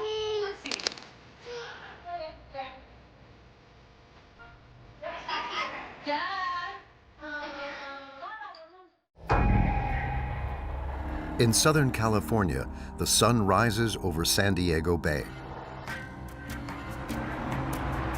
Next to a parkway, in this parking lot, 54-year-old Maria begins her day. Straighten my bed.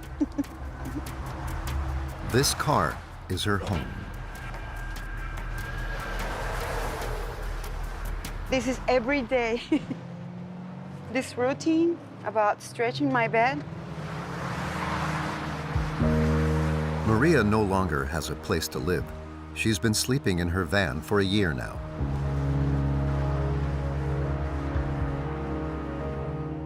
Looks pretty nice. You don't see, it doesn't seem that you live here, but you do. I have seen people with their cars so messy and things all over the place, and how can I go to work with my life like that? I mean, it has to have a little order, you know, because it's what we need to continue. It's not that perfect, but it's the way I want, and makes me feel better. Just like Maria, around 30 other people sleep overnight in their car in this free parking lot. Nevertheless, most of them work. They're security guards, Uber drivers, secretaries, or even computer technicians.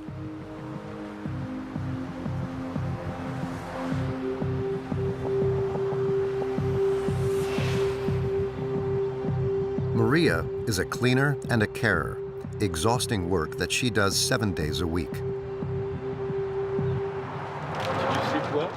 Yeah. Depends where my car is. If it's like this, I won't. Has to be flat, because my back hurts if it's like that. Or To provide some comfort for all these people, an organization has supplied them with a water point, portable toilets, and a small outdoor kitchen where Maria prepares her morning coffee before going to work. this kind of bulletproof coffee. It's very famous in the United States. Maria's fall from grace is a situation that affects thousands of other Americans. For a long time, she had everything she always wanted. She was married and lived in this beautiful house. But after 5 years of living together, her blissful marriage suddenly fell apart. He kind of dumped me. I said, okay, it didn't work, bye-bye. Okay, bye-bye, see you later. I said, what? No, I don't have a place, no home. I'm a homeless. No bed, no furniture, no house, so it's just my car. I have a seat here. And yeah, that's the way it is. Maria didn't get to keep a single thing.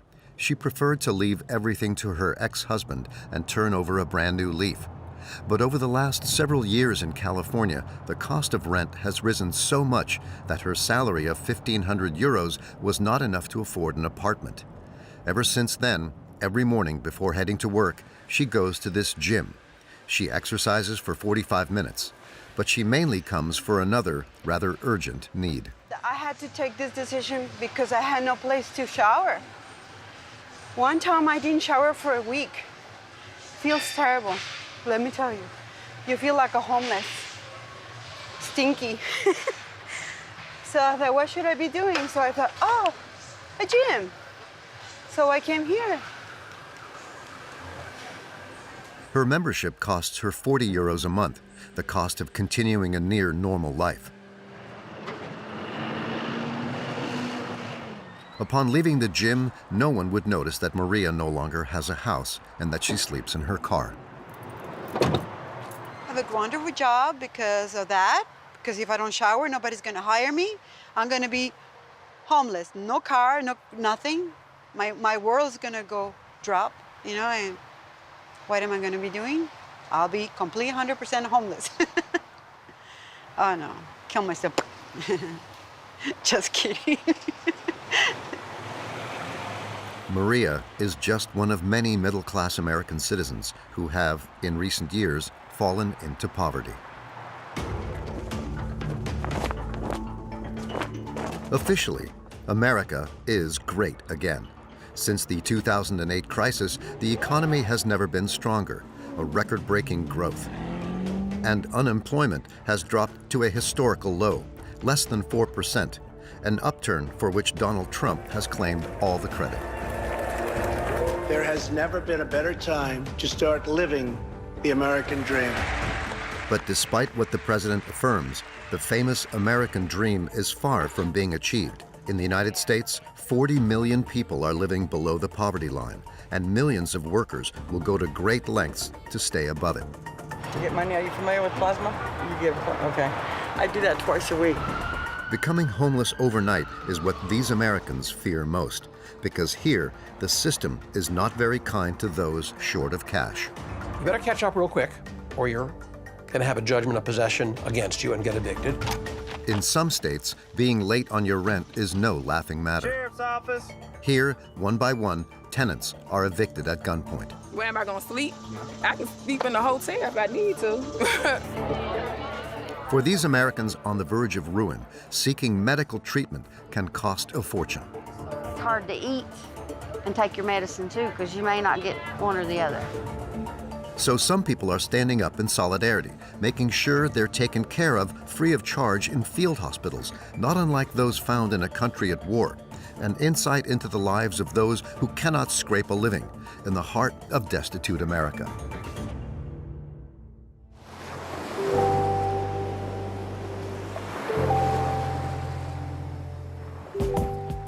San Diego in Southern California, 300 days of sunshine a year, beaches as far as the eye can see, an idyllic setting, a picture postcard California. San Diego is also one of the most dynamic cities in the country. Here, unemployment is practically non-existent.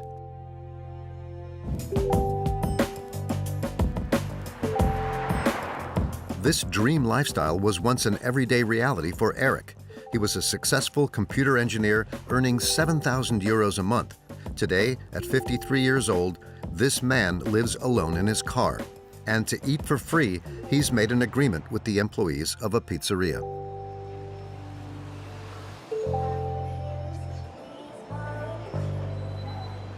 Hello.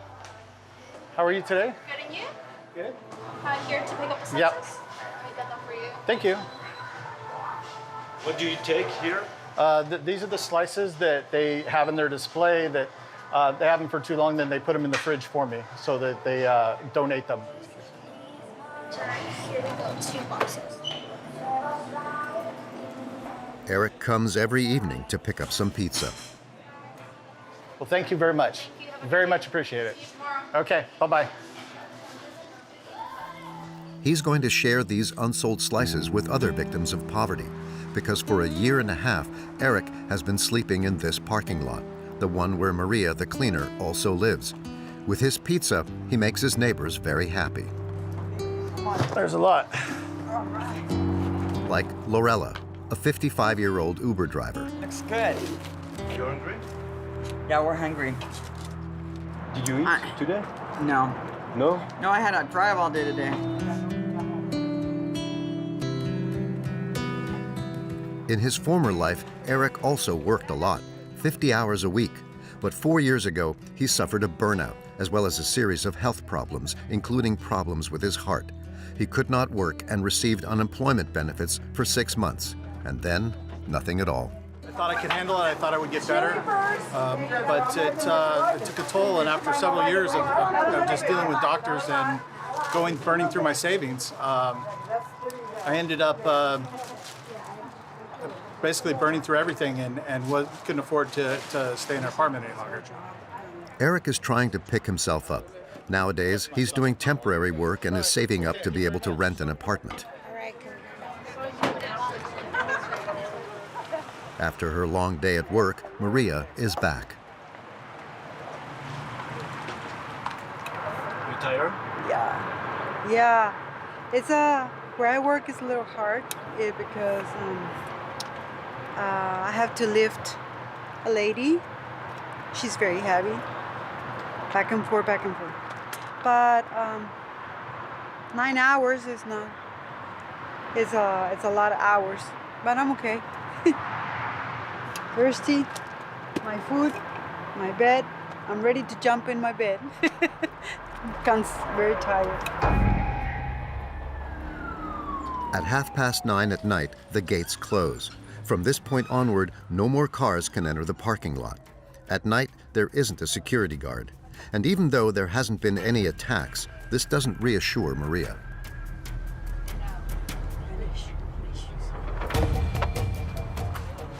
I close the door, put the windows down, like this much, and put the alarm. If somebody's trying to break in, I will know. I got my pepper spray. And I have my cutter. Somebody's trying to break in, psh, spray. Yeah, because you never know. That's it. A few meters away, Eric is getting ready to spend another night in his car, even though the passenger compartment is full to the brim. The former computer engineer will sleep sitting behind the wheel, certainly far from the comforts of his old life. And one thing that I've really found out about this is that, the typical stereotype of, the homeless person being lazy and not wanting to work or being a drug addict. That may be the case in some places, but the people I've come through in this program, most of them are very hardworking, people that want to get ahead, that either have some health issues or have had a streak of bad luck, or for whatever reason, they've come into this situation. Some people are able to get out of it quickly. Some people it takes longer. California is a state of stark contrasts. Despite being the 6th largest economy in the world, more and more of its workers can no longer afford somewhere to live. But there is another state where the system is even more unforgiving.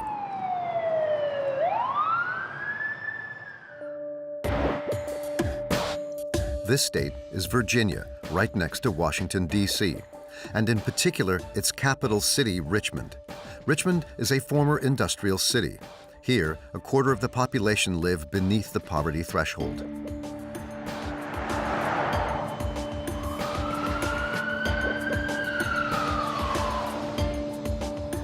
Richmond also holds an unfortunate record.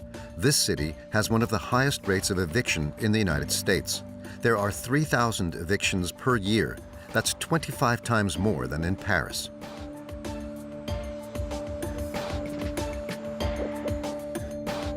The evictions are a routine job for Officer Loyal from the sheriff's office. Several times a week, he distributes these yellow documents.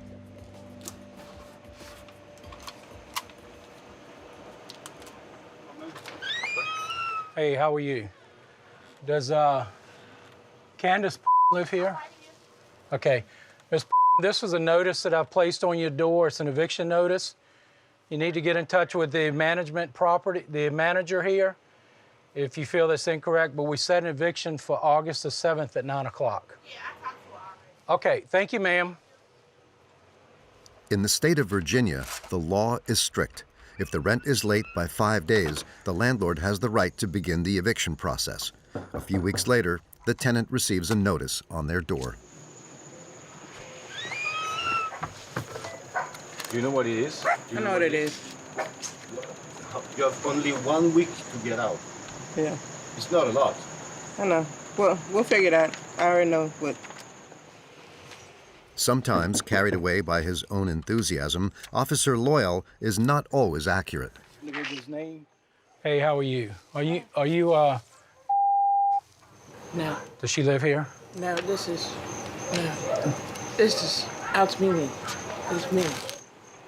This woman, who has nothing to feel guilty about, got away with nothing more than a fright. I'm sorry, ma'am, we're at the wrong apartment. Thank you. The threatened tenants have 1 week to settle their debts. Otherwise, they face eviction by force. And Officer Loyal does not show much sympathy. This morning, he and his colleague must evict the person that lives in this house.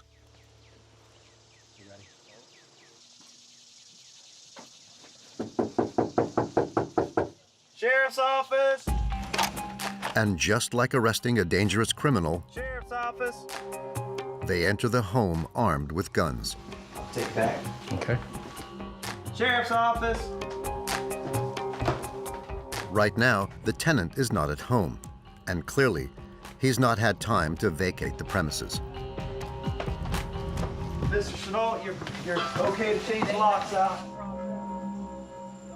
As for the landlord, he immediately reclaims his property. On average in France, it takes 1.5 years to evict someone, whilst here, it happens in almost an instant. In less than 2 months, everything is settled. Check everything? I'm checking the windows now. Why? To make sure the house is secure. The tenant has just arrived and is in shock.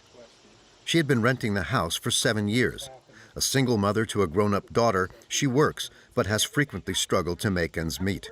She can only pick up her belongings the next day. Otherwise, everything will go to the junkyard at her expense. I've been here for 7 years. You know, I don't watch. It's just going to be easier on you, like the vehicle that's in the backyard or whatever, if you have it removed, because if he has a tow company remove it, then that's an added expense that you'd be looking at. Yeah, that's fine. I mean, that's fine. Do you think all this is a little bit harsh? Do I think it's harsh? No, he got to do what he got to do, and I got to do what I got to do. Where are you going to sleep? Where am I going to sleep? Yeah. I can sleep in the hotel if I need to. The hotel? Yeah, I can. Yeah. Thank you so much. Have a good day. She's thrown out on the streets with no room for negotiation. This is the only way to make the tenant move? That's up to her, if that's the only way. She said she would move before this. Didn't move. Maybe she had nowhere to go. You know, she never did say that to me.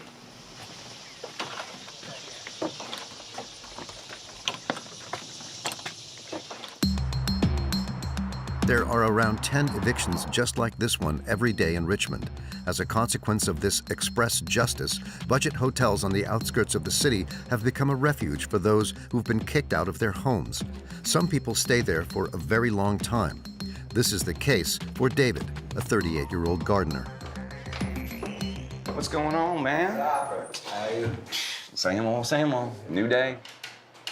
David has lived in this motel since his eviction 2 years ago.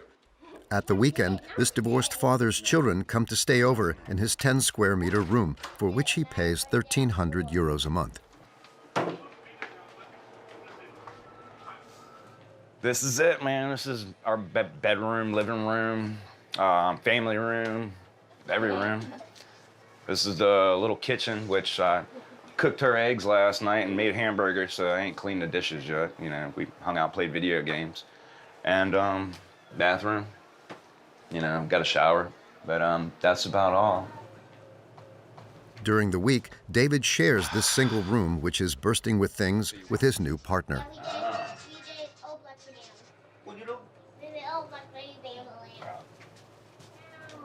Is it not too hard to live for 2 years here? Oh man, I'm like cramped, you know, like obviously if you put two people in the same room for a long enough time, you're gonna bump heads and have arguments and stuff. His girlfriend has a stable job in the insurance business. As a couple, they could buy themselves a bigger and less expensive apartment, yet they remain trapped in this tiny room because their past eviction continues to haunt them. But at the time, she was trying at first, and then you get so beat down by going to places and stuff, and they're not giving you a place because they're like, oh, you had an eviction. It's, you know, shows that you didn't pay this like 2 months or something like that, and it definitely was detrimental to it. You know, there was no way of getting anywhere. It is almost unthinkable in Europe. But here, landlords are able to access the past of bad tenants with a few simple clicks. A systematic surveillance that has been denounced by Martin Vegbright, a lawyer and defense attorney for tenants.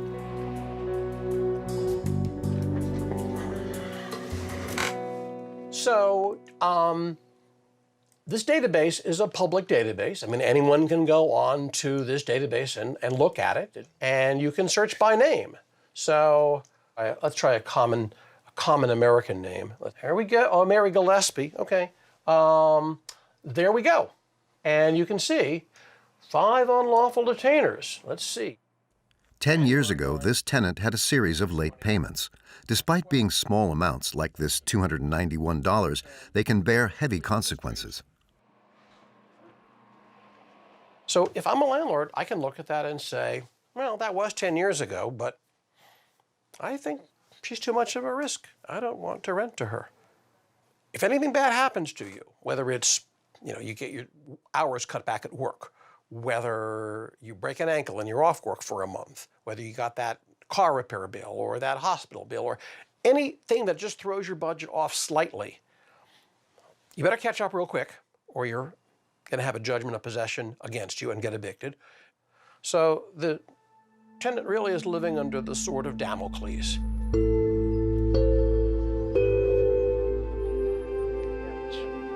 With such a system, it's difficult to imagine how David could one day leave his motel and buy himself an apartment in which he could properly house his children.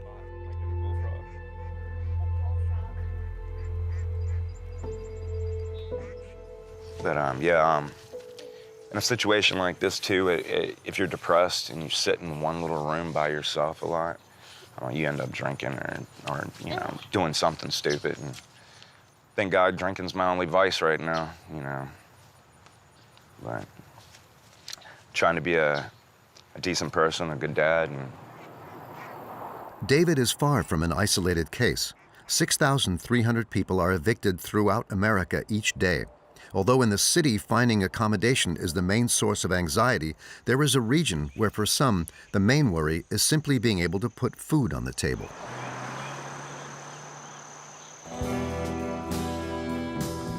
Welcome to rural America, the Appalachia, in the eastern part of the country, a mountainous region.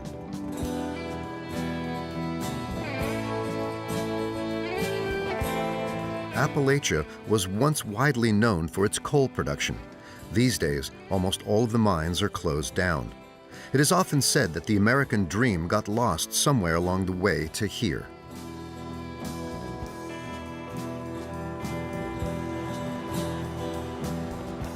The Appalachian region, with a predominantly white population, is where the poorest counties in the country are found.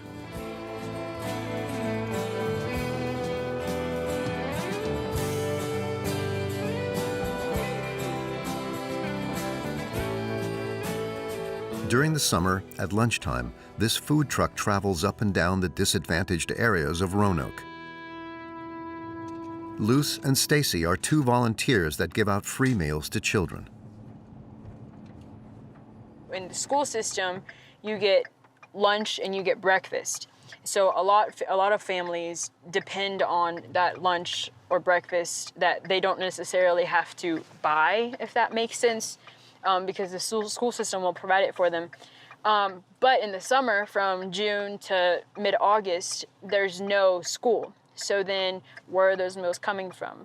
So that's where we kind of step in. They serve up to 200 meals a day, and every time they arrive, they are eagerly awaited. Hey, girl. Hi. How you doing, Stacy? I'm doing good. How are y'all? Oh, can't complain. Here. Big hug. Big hug. Oh, there we go. Give me a hug, Stacy. Y'all hungry? Yes, I'm starving. Okay. I'm good.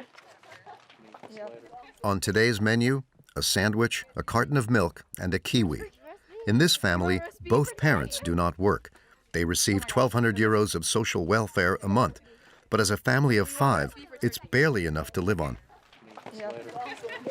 Well, I try to get in at least 2 to 3, but towards the end of the month when the stamps run low, I'll maybe eat one. One a day. For example, now we are at the end of the month. Yes, one a day. One a day? Yes. Which one? I usually skip breakfast and lunch, and breakfast and lunch, and then I eat dinner. So that's all Only I can. dinner? Yes, only dinner. Being poor to the point of starving yourself. See you tomorrow. See you tomorrow, Stacy. Bye. Au revoir. You too. This reality is nothing new in the Appalachian region. In 1964, during his election campaign, President Johnson visited Appalachia. He was horrified by this poverty. Once elected, he launched a master plan to put an end to poverty. Today, here and now, declares unconditional war on poverty in America. One of his ideas was to create food stamps, which were food coupons given free of charge to the poor.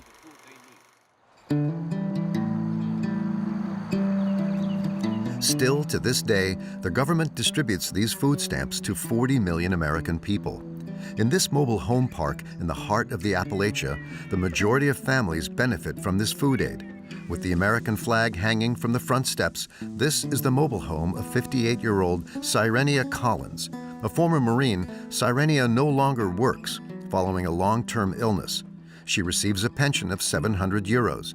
So every day she tries to get by.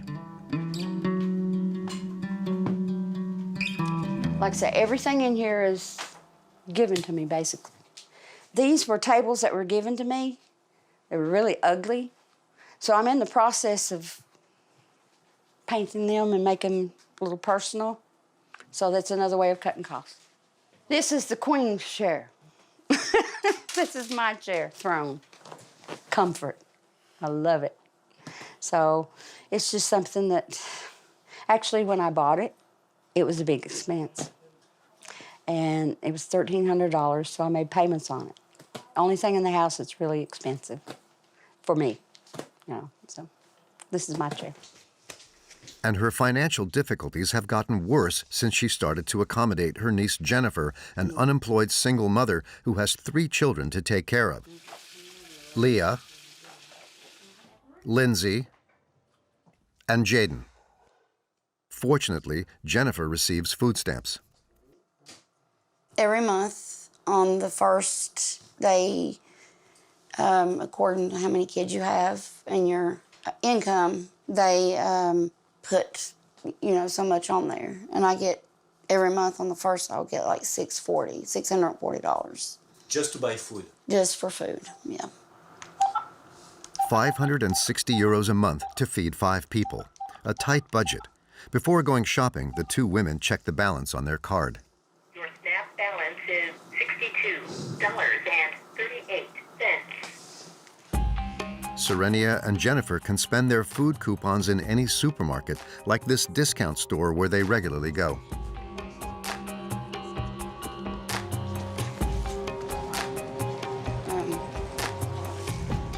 Once at the checkout, the food stamp card works just like any other credit card. And in this shop in the Appalachia, they are by no means the only ones who use it. How many people pay with food stamps here? Probably half the people Probably that come in half? here. It's a lot? Yeah. Yeah? Thank you. Donald Trump is planning to cut down on the amount of people who receive food stamps. He risks making an already vulnerable society even poorer.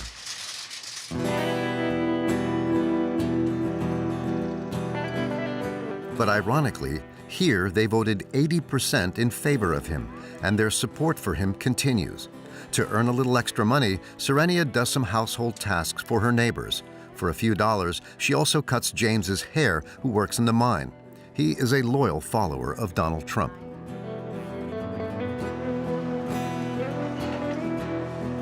I am a Trump fan, yeah. I do support Trump. Why? Because he's done everything he said he'd do. You know, Trump is willing to help other countries, but his country comes first. That's not happened in a long time. Donald Trump is a billionaire. Donald Trump keeps his family everywhere he goes. His children, his wife are everywhere with him. That tells you a lot about a person. Family's in it. Family, and that's why I work for my family. It's been in the last so many years, maybe 30 years, that there's not been jobs. Now there is. Our unemployment rate is way down. Really? Yeah. Really. Right now, it's, yeah. Theoretically, every person in the USA can have a job. Isn't that what they told us? There is a job for every person with the numbers. So if people want to work, they can find a job. Their unwavering support is somewhat difficult to understand, because since his election, the daily life of individuals in the Appalachia has not improved. Poverty is ever present and has led to some strange occurrences. In this small town, in the middle of the night, dozens of cars enter a showground.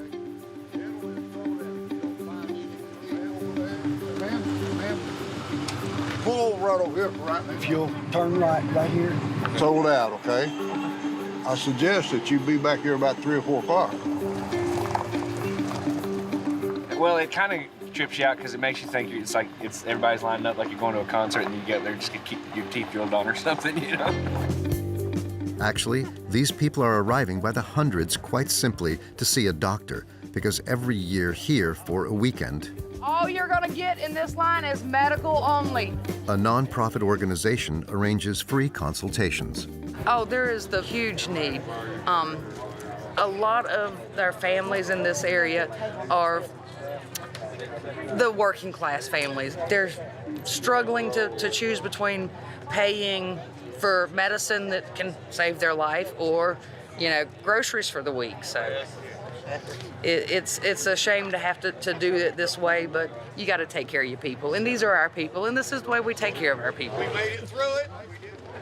Even though the healthcare system improved with Barack Obama, 28 million Americans still do not have any health insurance. Medical services for you. Serenia also does not want to miss the event. She spent 2 hours on the bus to come and camp here, but during the night, a heavy thunderstorm broke out. Good morning. We've had an adventure. We had a flood. Literally a flood. It came really dark over, and next thing you know, we've got a gully washer down through here. Nothing, everything in there is soaked. Blankets, everything.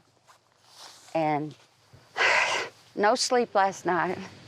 Serenia has arrived with all her family, her niece Jennifer and her 3 children. They all need to see the dentist. But medical fees in the United States are the most expensive in the world, beyond the budget for a large section of the population. So staying up all night does not bother them. But I mean, you struggle to have medical assistance. Yeah, it's not easy. Not easy. But you have to do it. Absolutely. The alternative is not a good thing. So, have to. The family arrived the night before because here the rule is first come, first served. At 6 o'clock in the morning, the doors open. They announce the running order. 125, 127. Somebody's sound asleep in the car, ain't they? 128. So next time we'll call in groups of 20 again, all right? Once inside, these patients discover a full-scale field hospital. A scene that resembles more that of a humanitarian disaster. And yet, it's really just modern-day America. Here, people are treated in turn by a horde of volunteers, nurses, family doctors, but also specialists who are able to care for more complicated illnesses. The most remarkable part takes place in this sports hall, transformed into a gigantic dentist office. All day long, 60 dentists descale, drill, fill, and remove teeth by the dozen. A daunting sight for some.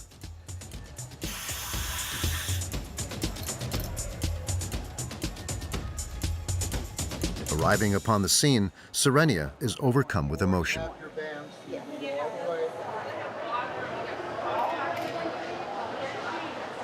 It's beautiful. All the people volunteering and so many people getting help that need it. Before my sister passed away, she had all of her teeth taken out and she didn't have any teeth to replace them with. And she was younger than I am now. And she was my older sister, so I think about what she went through with health issues because of her teeth. And they're important. In turns, the family are going to be examined. Jaden, the youngest, feels a little uneasy. So, I want you to brush, even if it's when you come home from school, you gotta get 2 times, and you can get 3, that's really good. Okay? All right. In a situation like this, prevention is the main goal of these dentists. All has gone well for Jaden. He's eligible for a simple routine checkup. But for Serenia, the medical care that lies ahead is trickier. She's already missing 5 molars and is worried that they'll remove a 6th one that is extremely damaged. After 3 hours of waiting, it's her turn to go up. It feels great. No. Ma'am, are you ready? I think. Ready or not? Right? Sir. All right, I'll take you this way. Oh my God. A young student about to complete his university degree is going to take care of her. Before treating Serenia, he's already had time to familiarize himself with the job. He spent his morning extracting teeth. Did you extract today? Have you extracted? I've extracted about 15 teeth today. 15? Yep, myself, yeah. So. It's a lot? Yeah. Pretty good day. Yeah, it's a pretty good day, yeah. He will spend 15 minutes removing Serenia's tooth, his 16th of the day.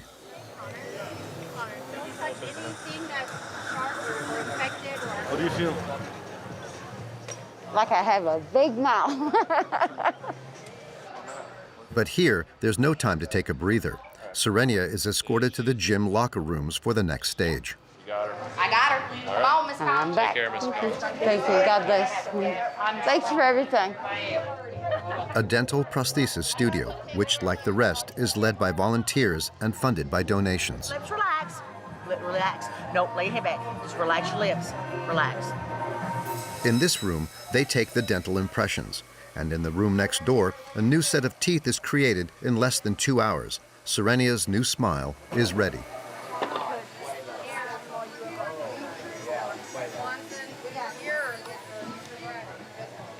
Here we go. How's that feel? Awkward, but okay. Yeah. Oh my God, I have teeth. You have teeth? All the way back? Yeah. You're welcome, darling. Thank you.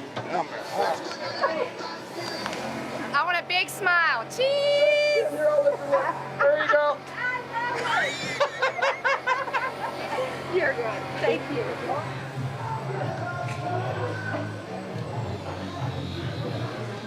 You know that I can smile and feel it. That's what I want. That's what I need. Yes. What happened? I got teeth. They did. Got the same thing out? No, they put new teeth in. Love you. If the family had paid for all this treatment, they would have had to spend over $3,000. In the United States, there are still some American citizens that are personally taking action to give aid to the poor.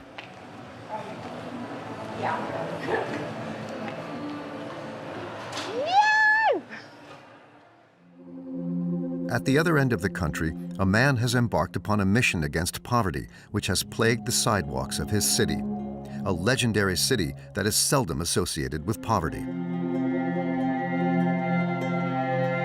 And this is Los Angeles and Hollywood. 38-year-old punk Elvis is furious with what Los Angeles has become in recent years. It's not a third world country. It's one of the richest countries in the world. It's almost like a movie prop. It's hard to fathom that, like, every single day, this is how people live. Los Angeles is the symbol of the California dream, the heart of Hollywood cinema and the temple of luxury. And yet, today, Los Angeles is the homeless capital of America. In the last few years, the number of homeless people has increased from 33,000 to 55,000. Beneath the business towers, the situation has become tragic.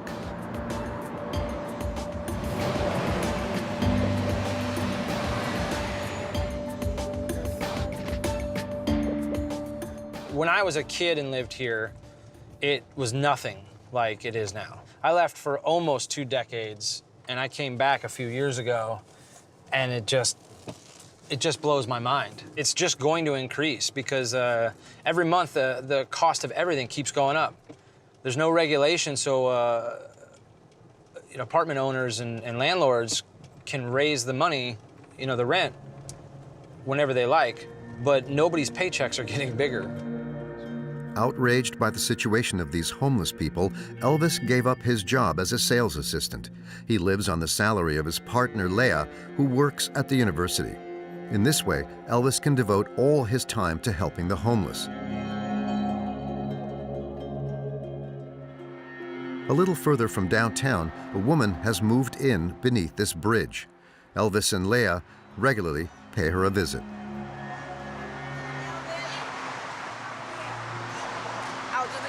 All right, baby. Cammie has been living here for 5 years in a small tent that she shares with another woman. Inside, they are at the mercy of the dangers of the street. They've already been assaulted several times. But just look at it everywhere. They just tore it right open, and now she doesn't even have a door. When she sleeps out here at night, there's also no lights right under here, so it's very dark. And especially as a woman, that's pretty damn scary. Even if a guy, it's scary because anybody can walk up in the dark, walk right in, do whatever they want. To help these people, Elvis wants to do more than just bring them bottles of water. His major project is hiding in the courtyard of this church. He came up with the idea to build small wooden houses for them. They're not big, barely 4 square meters, but inside, Elvis and Leah have thought of every last thing to improve the daily lives of these homeless people.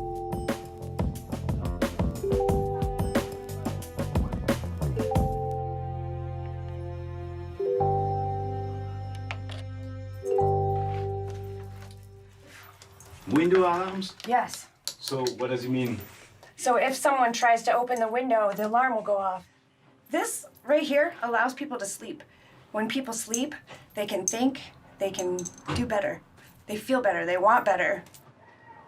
The house is also equipped with a fire alarm, a light, and a phone charger, all of which is powered by a solar panel.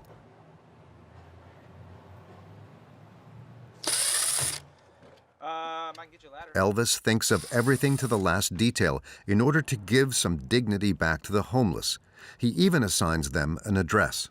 They're obviously not going to be recognized by the post office or something like that, but it's really just psychological. My apartment has an address. I'm sure your place has an address. That's the ultimate goal. Most of the people, anyone that's homeless is treated like garbage. You know, once you have that title, you're screwed, because people look at you like a monster, or, you know, like someone bad, or you chose to be there, or you're crazy, or, you know, and it's most of the time it's not the case. And so the little, I mean, it's so easy to dehumanize people, but the little tiny things, it's so easy to bring that back to a person. Each cabin costs 1,000 euros, financed entirely by donations collected on the internet. But his generous initiative is illegal.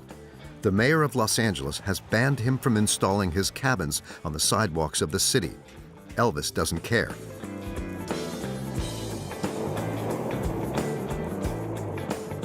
And this morning, he's going to deliver one of them to a homeless couple who very much need it. Hey. Hi. I'm Elvis. Hi, I'm Krista. Nice to meet you. This is our dog, Brownie. Hi, Brownie. Crystal is 32 years old and is 3 months pregnant. She lives on the curb of this sidewalk with her partner, Andre. What's up, buddy? Love you, my nigga. Love you, my nigga. I love you. How are you? God, man. I was hoping you weren't going to be gone long. That's the mother to be. For 4 years now, the couple have been sleeping in this tiny wheeled cart that is swarming with bugs. Yeah, man, it's like bed bugs. I mean, it's eating me alive, man. Like I said, you can, everything, all these little different marks, man, from mostly not being able to have good hygiene. Elvis does not feel like hanging around. So the trick is to get this done and off before the cops show up. But all the same, the small house weighs 400 kilograms, and the wheels remain stuck on the street.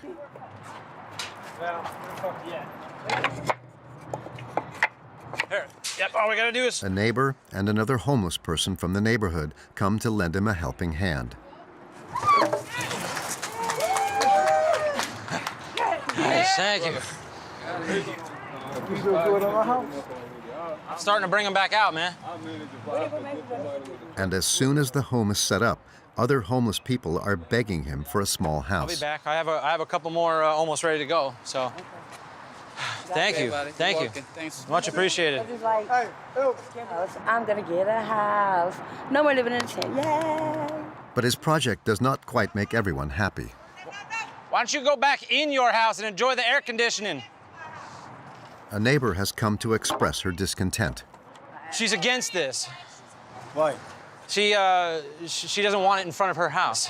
She's calling the police, and so we need to hurry along, and we'll pray that they are allowed to keep their house. This is how it goes in Los Angeles. Yeah. Man. Praise God. I thank you. Good luck to both of you. Congratulations. A few days after filming, the police threatened Elvis that they would destroy his cabin if he didn't remove it. He decided to move it with the couple onto privately owned land. In the end, the disgruntled neighbor won her case. But some people are trying to fight the snubbing of the homeless people in fascinating ways. Yes, sir. Very much so.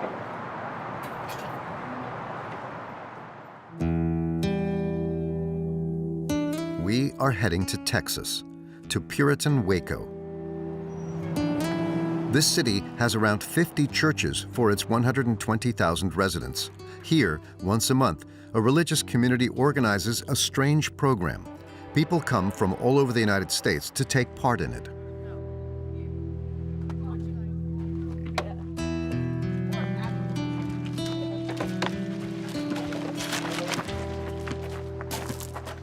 Do you know what's going to happen for you? Not really. No? No idea. A little bit. What? What do you know? We're gonna be homeless. For 24 hours, these high school students are going to live, eat, and sleep like the homeless. Much like 20 or so other participants, all from middle-class backgrounds. Each person has paid 60 euros to take part in this project. Janet Durrell came up with the idea 25 years ago. The wife of a minister, she's already accepted 30,000 people to take part in this astonishing role-play challenge. The goal is to create compassionate care for humanity and poverty. Everybody can get the American dream. But when you're trapped in poverty and the cycles of poverty, you have to have an advocate to get you out. Ladies, you have 15 minutes. Get your shot. According to Janet, in order to truly experience the life of a homeless person, you have to start by looking like them. In this secondhand clothes store, the participants are encouraged to dress like them. Homeless clothes? I don't know. I don't know what homeless people wear. Probably gonna wear these though. You're looking for cool clothes. Yeah, there's a bunch of dad shirts over there. You're supposed to be homeless. Yeah, but I'm a fashionable homeless. Jeans and these little boots. But I think that they'll keep the mosquitoes off of my ankles, so I'm happy about that. For the moment, it's not too demanding, but it is going to get more complicated with the second stage, sleeping out in the open. Not in the streets, but safely in this fenced yard. However, 53-year-old mother Marta is slightly concerned. I'm scared of bugs. I'm scared of bugs. She thought long and hard before signing up to the program. It was her husband who convinced her to take the plunge. It doesn't look like real homeless situation. Right, yes. It doesn't smell like poop. It doesn't smell like urine. There's not rats running everywhere. Yeah, no. This is definitely luxury homelessness. Yeah, for sure. A fact that is a comfort nevertheless, and it won't be a very long night. Good morning, everyone. At 6 o'clock in the morning, Janet Durrell gives everyone a wake-up call, and they don't look particularly well rested. Come on, Martha. It's not a real homeless situation. They're safe. They're safer than being on the street, but this is not as safe as being in their home with their family. So it just gives them a little bit more reality of what living in the environment does on your body. So by tonight, it takes about 24 hours to really start getting the idea that this could be really rough. For the next stage of the program, the participants are let loose in the city center. Their task is to find something to eat on their own and without any money.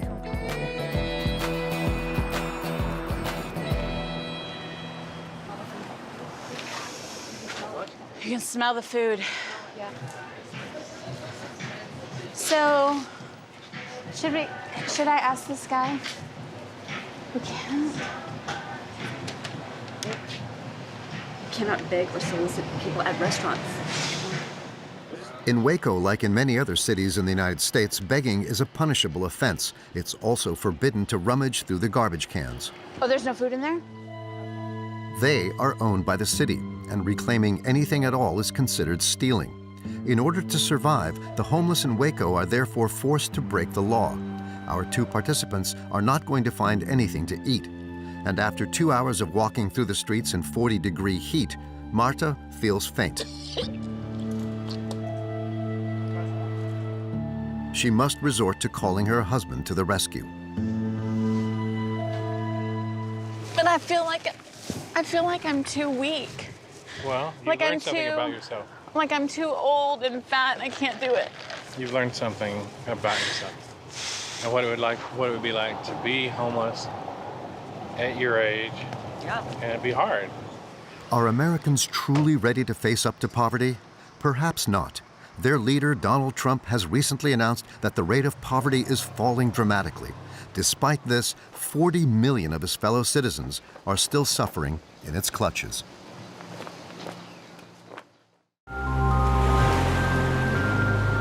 California is one of the richest states in the USA.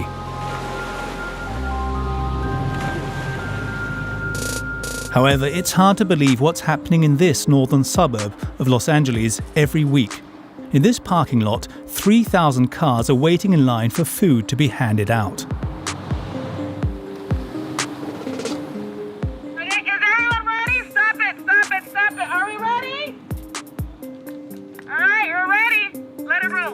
Millions of Americans have lost their jobs as a result of the health crisis and are struggling to make ends meet. Can you pop the trunk? Thank you. The food bank is open to everyone regardless of their income. Each family receives 3 boxes of food. Trunk up the 3 lanes. Just enough to last a week between 4 people. Keep going. Amy's in charge of logistics, with every last detail organized.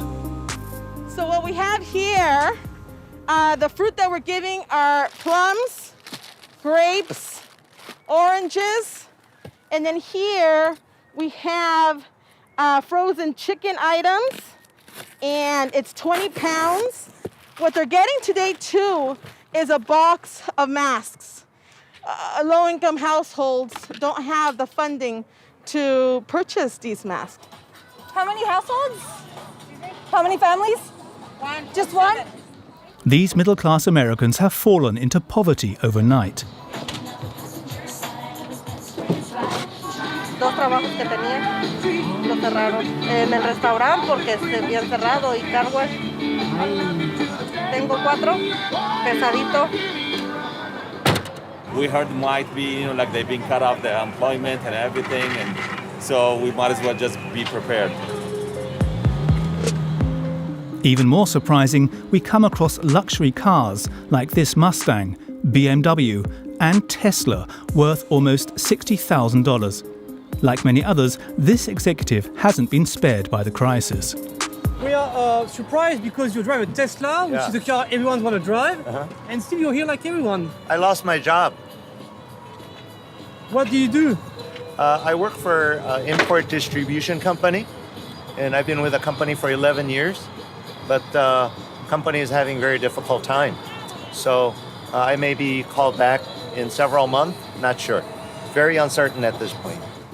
In California alone, 2.5 million workers lost their jobs at the height of the pandemic. Station number 3, estación 3.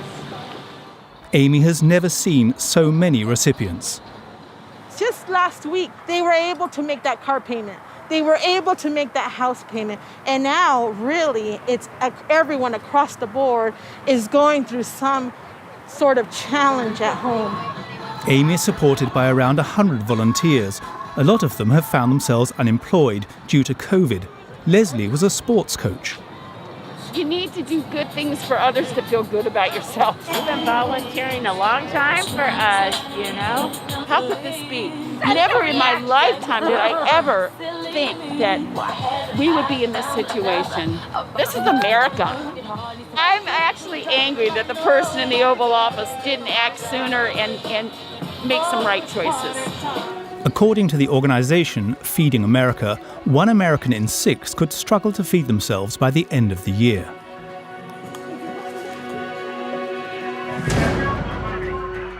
In the US, the pandemic has already caused 200,000 deaths, and it has led to the worst recession the country has seen since the 30s. I want every American to be prepared for the hard days that lie ahead. After years of spectacular growth, this unprecedented economic crisis has caught America off guard. In just a few months, the USA's GDP recorded a historic drop of 33%. New York and its 8 million inhabitants are at a standstill. Las Vegas now a ghost town. Factories closed down, deserted malls. Empty airports. American giants like Disney or American Airlines have made hundreds of thousands of people redundant. Joe Biden fears the looming social crisis. Enough. Each day, the pandemic death toll grows. And each day, too many American workers are still out of work and losing hope. More than 11 million Americans have lost their job over the past few months. The government introduced federal aid for the unemployed, $600 a week for 4 months. Today I signed the Paycheck Protection Program and Healthcare Enhancement Act, providing $320 billion to keep American workers on the payroll. But this didn't stop millions of workers falling under the poverty line.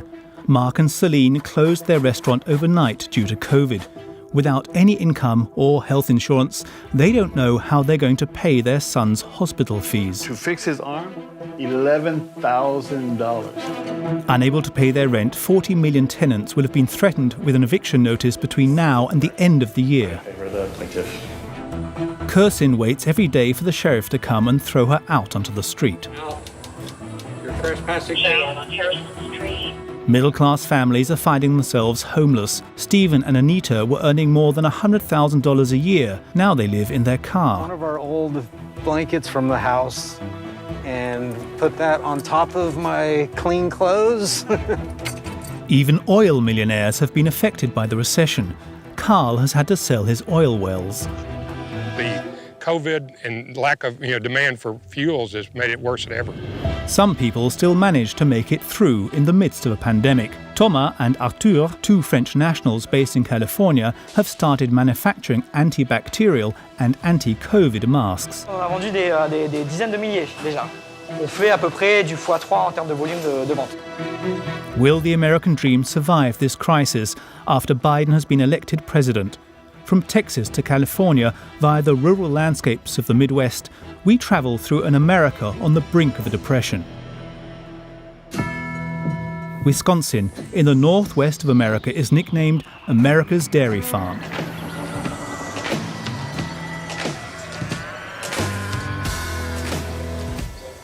But these farms have recently become symbols of the economic crisis.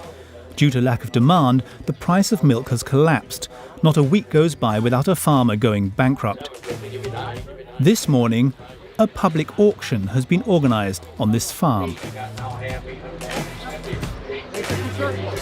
Farmers from all over Wisconsin are ready for a bidding war. All the dairy equipment on this farm is for sale.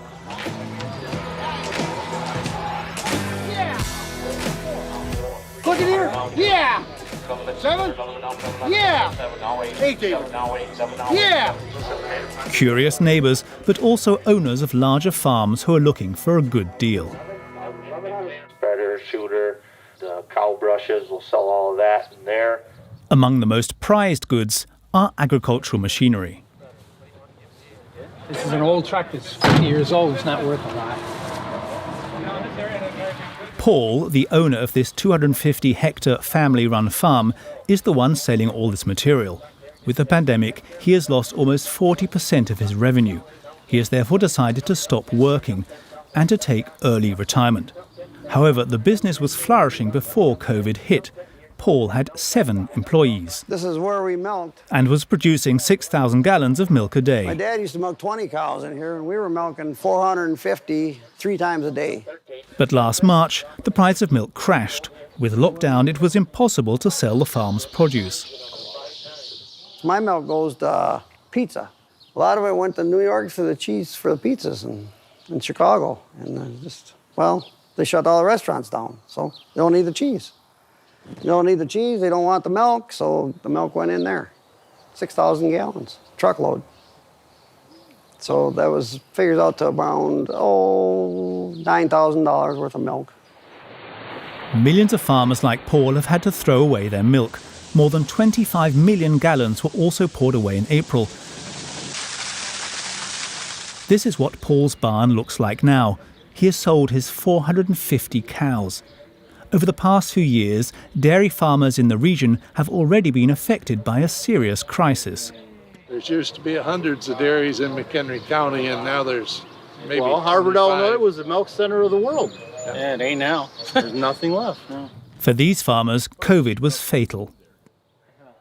Well, when you get paid $12 and $13 a hundred, and it takes $17 to produce it, it's kind of the backward trend. Paul has a lot riding on this auction in order to pay off his debts. Hey, sunshine. Big money day today. Yeah, big money. You're here, so... No, I'm here to bid it out. A couple green tractors out there. Yeah. To seduce buyers, Paul is presenting the goods himself. 1973 Ford, only 12,000 miles on rebuilt Detroit diesel. All right, real good truck, ready to go to work here. What do you want to get here? Here, 84, now 85, 84, now 8500, 84, now 8500, 84, now 8500. The bidding starts well. 84, 85, 84, 85, 84, 85. 1, 2, 3. It's now on to the main event. A 6-wheeled monster, very popular with farmers. Really nice lights on it. It's Paul's favourite machine.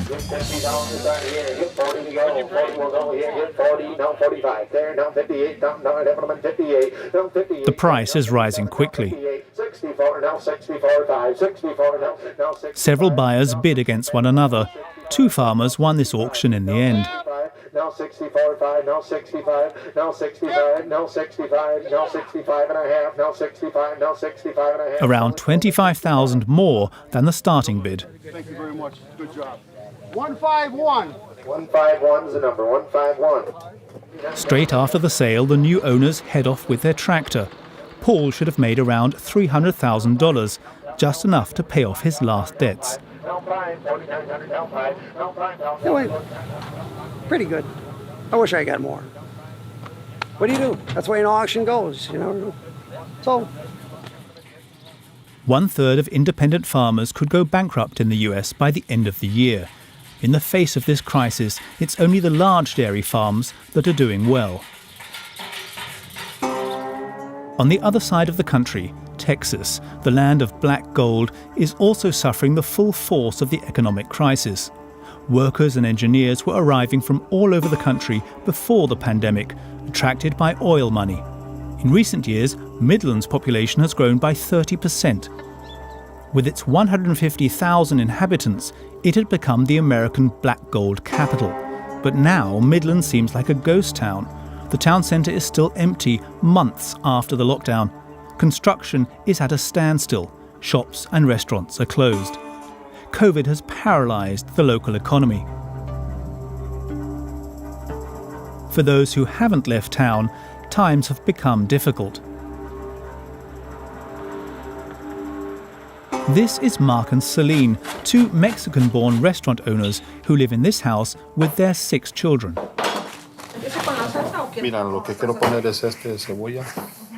The couple ran a Mexican restaurant in Midland before COVID. After being open for only 6 months, when the business had only just started to make money, the pandemic forced them to close their premises. A few weeks later, they declared themselves bankrupt.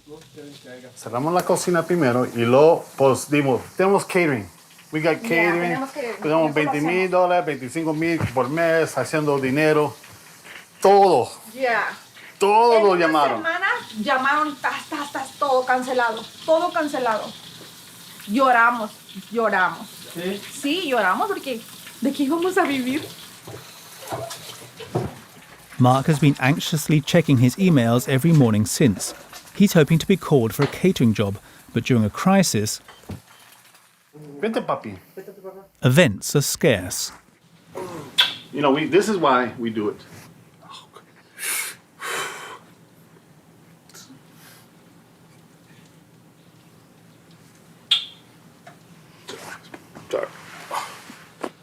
Mark and Celine live with their 4 young children. The 2 oldest are no longer at home. Only Jesse is awake this morning to eat breakfast with his parents. You gonna pray? No? Me? Okay. Heavenly Father, we thank you for the food. I ask, Lord, to bless it to our bodies and our bodies to service. Amen. Like many others, they believed in the American dream, success in their careers. Their restaurant is located in the centre of town. It was Mark and Celine's lifelong dream. They had invested $120,000 after saving for months.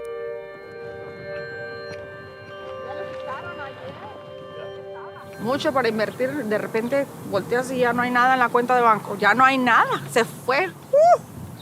Almost like a light switch. Party's over.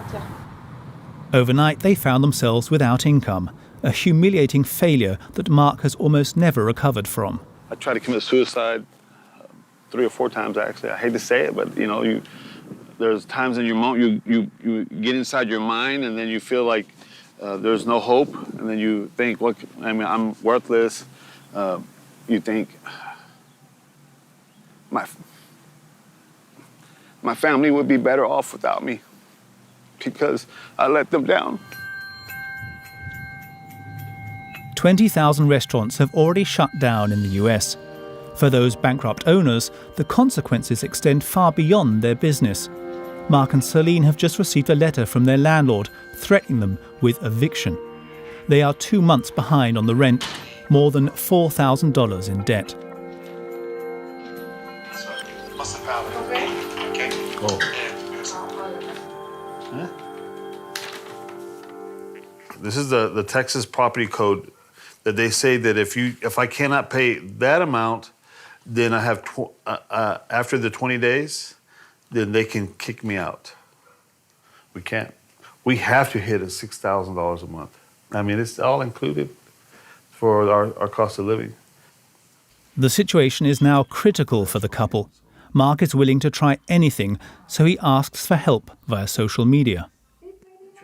We are being evicted in 3 days. COVID is hitting West Texas in more ways of just being sick, but God is still with us. Mark will know in a few days if his cry for help has been heard and if the family can escape eviction. At the start of the pandemic, most of the states introduced a standstill period to prevent tenants from ending up on the streets. But since the summer, a dozen states have started evicting people, like here in Ohio. The court is overwhelmed here in the city of Columbus. This information, they put it on my door. They're trying to get me out. 100 tenants a day are summoned to be evicted during the pandemic. Tonica is waiting to go before the judge. This mum owes her landlord 6 months' rent, almost $5,000. My field of employment is customer service and customer care. Once the pandemic hit, everything froze. So for the past 4 months, I have literally spent every day calling unemployment to get some assistance. I hate that I'm even in this situation. It's horrible. Tonica will be pleading her case in the courtroom in just a few minutes. The stack of files is piling up on Judge Gene Edwards' desk. He only has a few minutes to judge each case. Is it correct that this tenant was owing to the landlord on June 9th? Yes. And is this tenant, to the best of your knowledge, still living at that address? Yes. Thank you, sir. Find in favor of the plaintiff. Here, the law first protects the owners. It only takes 10 days to evict a tenant. Based on your testimony, I'll find in favor of the plaintiff. It says I am going to find in favor of the plaintiff. Thank you. It's now Tonica's turn to get called up to the bar. At the next desk, the owner of her apartment and her lawyer. Do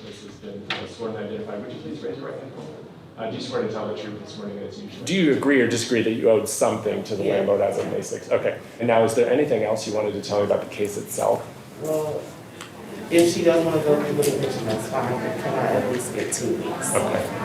Because like I said, now I'm working at home, so I have to figure that out. I understand. And still be able to make payment arrangements with her and make payments at the same time. So what that means, first of all, is that they're getting the option to place this red tag on your door. They're not required to do this, but they are just, like I said, getting the option.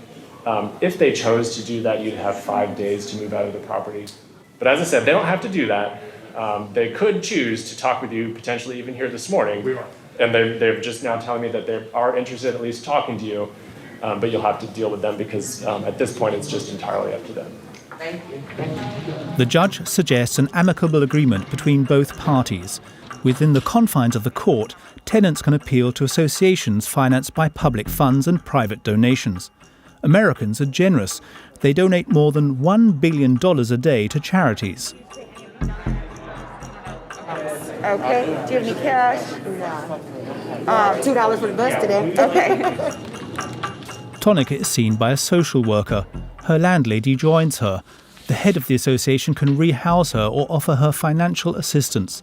This is Tonica's last chance.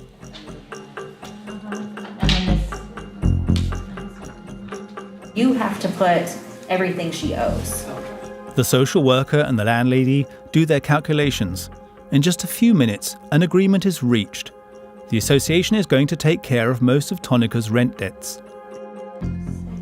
So then today you need to pay $850.22. Okay, and that way you'll be able to pay your September rent. Tonica is stunned. Okay. Wow. She has just avoided eviction. A miracle. The landlady is relieved too. They need a place to live, and the owner needs their money, and if all that works, then she's back employed. She's actually been my tenant for a long time, and I know that when she's working, the rent is paid. So with the resources, we're able to keep her in her house. This is a new start for Tonica. I was in a stuck situation this morning when I woke up, and I got up, meditated, I prayed, drank my juice. It's like, let me just go down here and see, what happens. And I'm glad I did. On this day, 32 evictions were ordered by the judge and 15 cases will be resolved amicably. Amongst the 108 million tenants in the US, 40 million will be threatened with eviction by the end of the year. In the neighboring state of Missouri, Americans in Kansas City are being thrown out onto the streets with barely any warning. Kirsine has just received an eviction notice. Distraught, she has reached out to local media to inform them of her situation. Okay. By telling her story on camera, she hopes to delay the sheriff's arrival, who is responsible for throwing her out. Basically living a nice, normal life, and then what happened after that? Because of COVID, Kirsine lost her job as an assistant in the construction industry. Her new job only pays $800 a month. This isn't even enough to pay her $1,200 of rent. And I don't really have friends and family that are able to help, so it's just, what if at this moment? There's not really a whole lot of time to think about. Kirsine hasn't paid her last 2 months of rent. The judge gave her 10 days to leave the premises. On the 13th day, she is gathering her last belongings. I'm prepping for being homeless. This is just my bathroom necessities, that I would have to take if I was in a shelter, or if I needed to take a shower at the friend's house, or to wash my clothes. Kirsine was living in this house with her 2 daughters. To prevent them from witnessing her eviction, she sent them to stay with her ex-husband. In their old room, she's removing the last memories.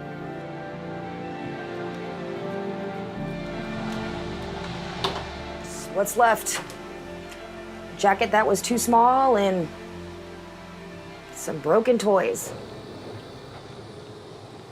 She'll leave the rest of her things in a storage unit a few miles away. She pays $115 a month for this, hoping it will be a temporary solution. This is my life. I have everything that I might need, now, extra clothes, if it gets cold, jackets, tools if my car breaks down, the kids' clothes and stuff like that. If, I need to get to it. I don't even know what's in here. Yeah, kids' clothes, shoes. Kirsine is now listed as a bad tenant. She will be blacklisted as a bad tenant for years as a result of this eviction. An eviction in Missouri, I think is 7 years. It stays on your record. So most places will turn you down because of it. She won't sleep in the street tonight, however. It's a relief for Kirsine. But this will be the last night she spends here. The next morning, a car was parked in front of the house. The sheriff had arrived. Contacted by Kirsine, the head of a tenants association arrives. She films the eviction using her cell phone. What's going on?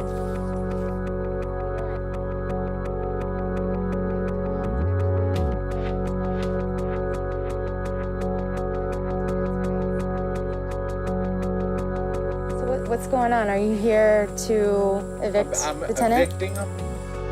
Kirsine has no other choice. She has to leave the premises as soon as possible with her last belongings. It seems really violent to make people homeless in the middle of a pandemic. You need to talk to somebody else, not me. Yeah? Yeah. Gosh, it must be a really hard job. It's not easy. I don't enjoy it. Yeah. The landlord has sent a locksmith. The man is armed and has no sympathy. She hasn't paid rent. Where's she gonna go? Someplace else. Where? Screw somebody else out of the money. Huh. Well, we're not gonna do that. I mean, people have lost their jobs. I bet you go in there, you'll find a brand new flat screen. That's where her money went. Every house we closed on was a brand new flat screen in the living room. That's where their stimulus money went. Didn't go to rent, didn't go to food, went to flat screens. So, Wow. I don't have any feelings for these people. None.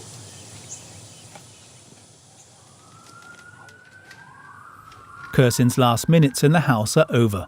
The locksmith enters the house to evict the tenant. Can you show me at 4152 Harrison Street? Yes, I got my phone. Oh, your air conditioner. Yeah, my air conditioner too. I got that. Yeah. Thank you. Out. You're trespassing Show you now? on Harrison Street. I'm just telling you. Well, trust me, I think I fucking know. You're welcome, young lady. Have a good day. I You hope too. things get better for you. Yeah, I hope you throw some more people out.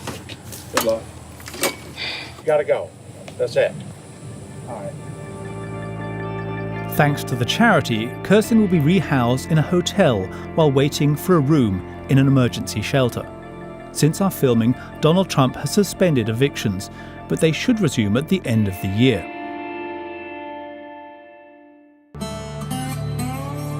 The health crisis hasn't only hit the American middle class. Here in Texas, it has even impacted oil giants like Shell or Exxon. It has also hit independent producers who represent 83% of American oil production. Like 67-year-old Carl Beach, black gold is his whole life. I am a third-generation oil and gas producer. I can remember going out there with my dad when I was 12 and 13, started drilling wells and created a family oil and gas company. It's somewhere around 150 to 200 wells. So we've been there for a long time and have wells scattered all over the Permian Basin.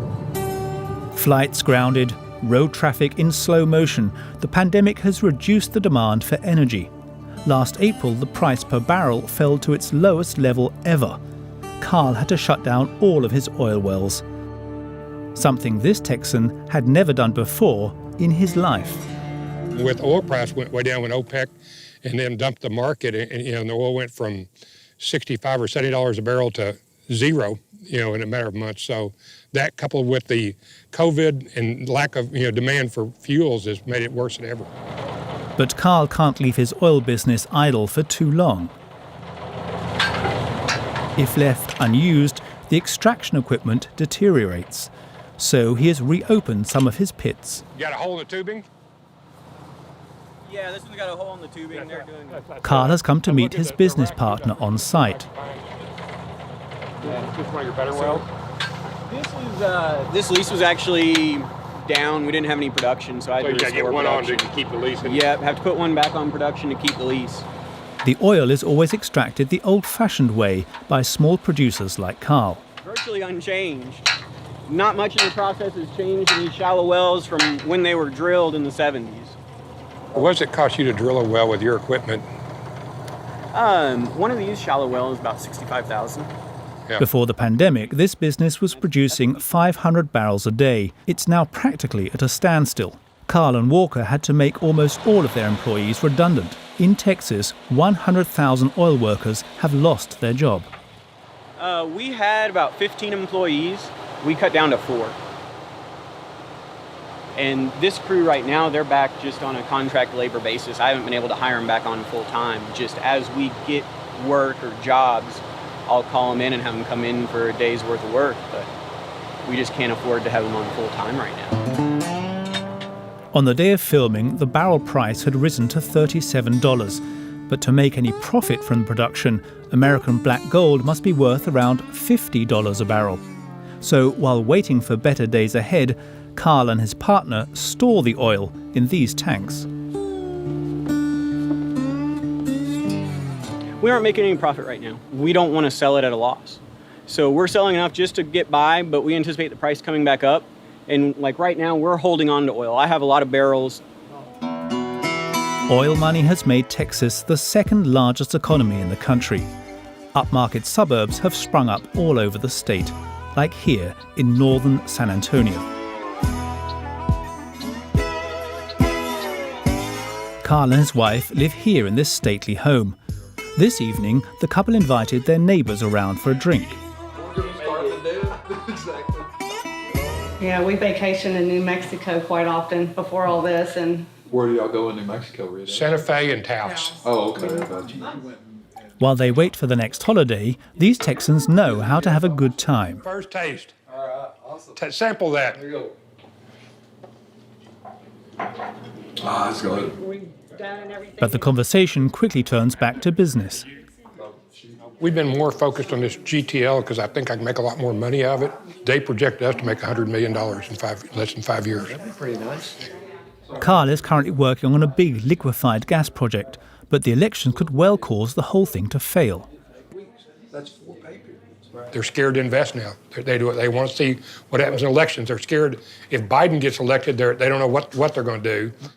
For these hardcore Republicans, they already know who they're voting for. Who would take the presidency job in the United States of America? Because that's the worst job in the Yeah, how does he not just walk away? I know, but he don't need it. He doesn't need it. He doesn't need that job. That's right. How many other people do you know go to work and don't take a paycheck? If we get through this election successfully with Trump, the country will recover quickly. Yes. Quickly. You're right. Yeah, that's true. That is the truth. I believe he's done everything that he could possibly do. Yes. What is worrying Carl at the moment is the price of an oil barrel, which is still far too low. The producer's losing around $10,000 a month. So this Texan thinks it's time to sell some of his wells. Hey, Don. This morning, he has a meeting with a trader to see how much he can get. Okay. So where are your properties located? We're in Anderson County, Texas. It's a difficult decision for Carl. His family have never sold a single oil well, but with the pandemic, the market is not conducive to doing business. I think we've lost 50% of our value today, and we've probably spent, over $2 million on that field. And, Don would have to evaluate it, but I would feel like if we could get half our money back, we would be very lucky. COVID's been brutal to the oil and gas industry. It has been, it's affected all up and down the supply chain. Carl will go on to sell 48 wells for nearly $1 million, enough to have a bright future ahead of him despite everything. Further north in Texas, we return to Midland. Mark and Celine are still looking for work to pay their rent. But an accident has further complicated their situation. Their 6-year-old son How's your arm, puppy? Has broken his elbow while playing basketball. Remember, the doctor wants you to keep it up. Jesse will have his operation in 4 days. When I heard he broke his arm, I was like, oh, what are we going to do? Unlike France, the US doesn't have accessible health care for everyone. We had no insurance. We lost our insurance. When we lost our business, we lost everything, All you gotta do? This at the moment is what we have at the moment. That's all we have. A church had donated to us to help us with the expenses. So this is $400, but to fix his arm, $11,000. And now we have to make payments. $11,000. How are you gonna do that? I don't know. Pero payments es como unos 4 años, 5 años para pagar. We might have to take 4 years to pay. Yeah. Or if we have a good catering. Yeah, también eso. If work comes back, we can make it. But keep it like that. Okay, I'm gonna go pay the doctor. Okay? You okay, Papa? Mark heads to the clinic to try and negotiate the hospital fees. In the US, 1 in 2 workers are covered by private health insurance, paid for by their employer. So while millions of Americans became unemployed overnight, they also lost their health insurance. It is common to negotiate rates in American hospitals.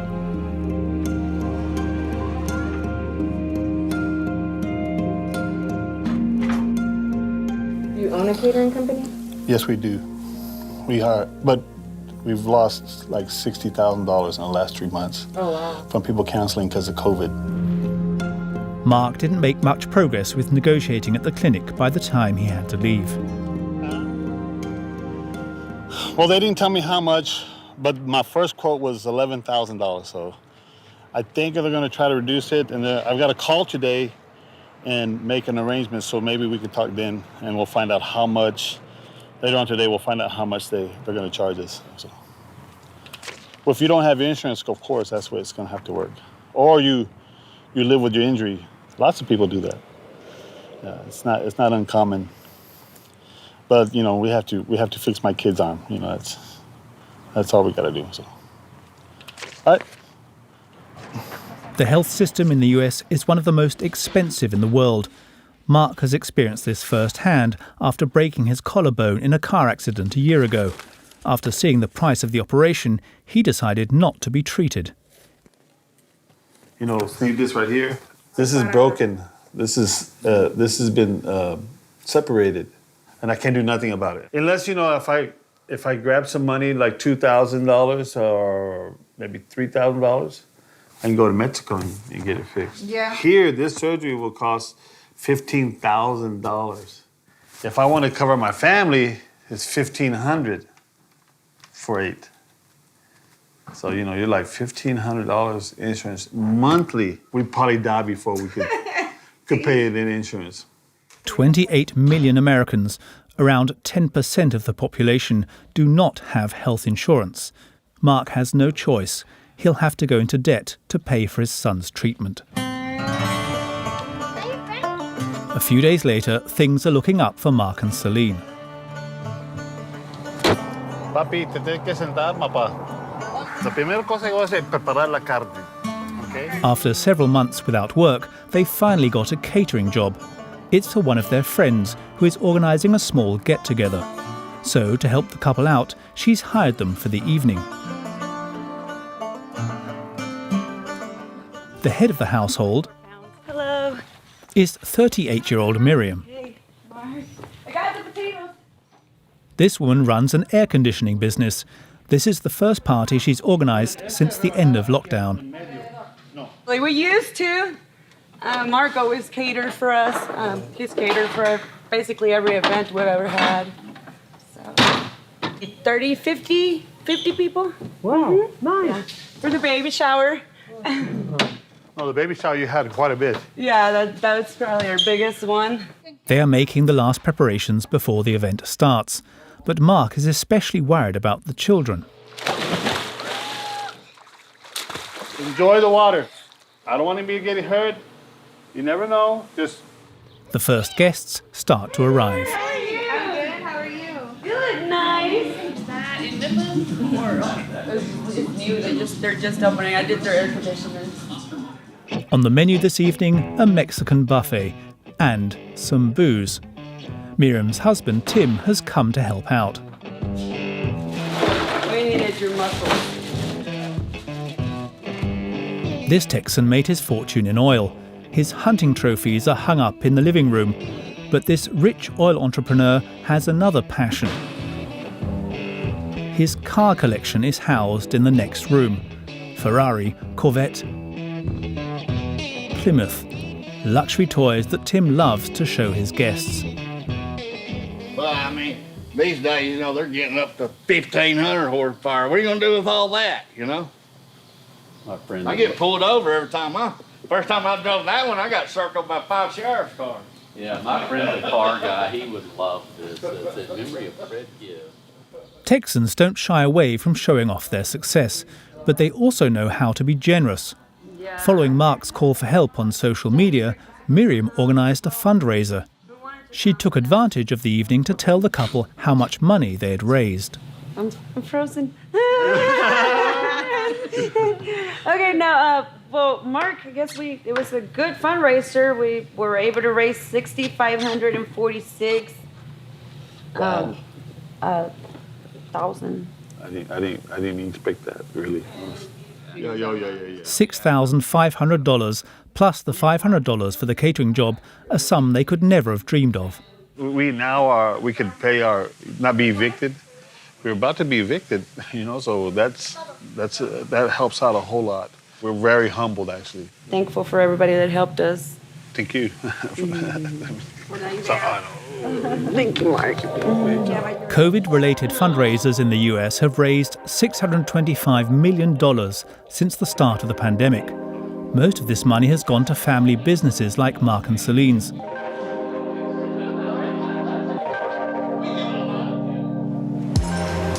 While the health crisis has left many Americans in trouble, for others, COVID has been an opportunity to make money. 1,500 miles away, California.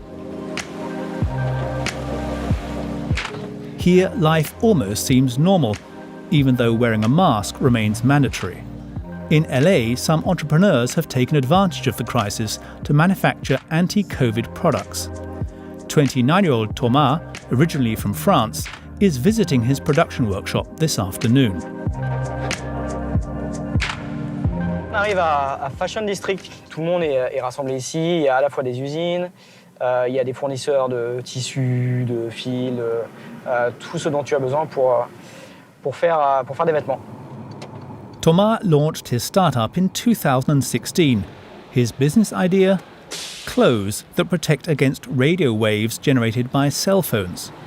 With the arrival of COVID, he decided to also start making masks that protect against the virus. Thomas checks the quality of his products with the factory manager. Yeah, this one looks good. Yeah. It's nice. Have extra protection because it's 3-ply, right? Aux États-Unis et à Los Angeles, tout le monde était en pénurie de masques. Donc on s'est dit, tiens, nous on a une technologie qui peut s'appliquer aux masques. Donc c'est comme ça qu'on s'est dit, pourquoi pas adapter notre tissu pour faire des masques. Et donc avec cette doublure en fil d'argent qui est antibactérienne, antivirale, on a vendu des dizaines de milliers déjà. On est quasiment, si on compare pré-Covid et post, je ne sais pas si on peut dire post-Covid, mais en tout cas après le début de l'épidémie, on fait à peu près du x3 en termes de volume de vente chez nous. The sales boom has been so large that the workshop is short of staff. Production has been up like 60-80%. Dealing with China is a big risk. All the factories and all the orders are coming domestically now. So that's why we're more busy since the COVID hit.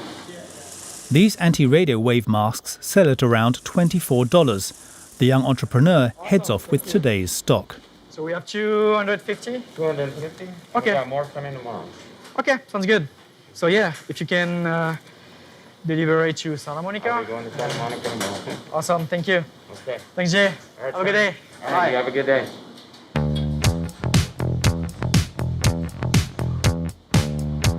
A few miles away, in Santa Monica.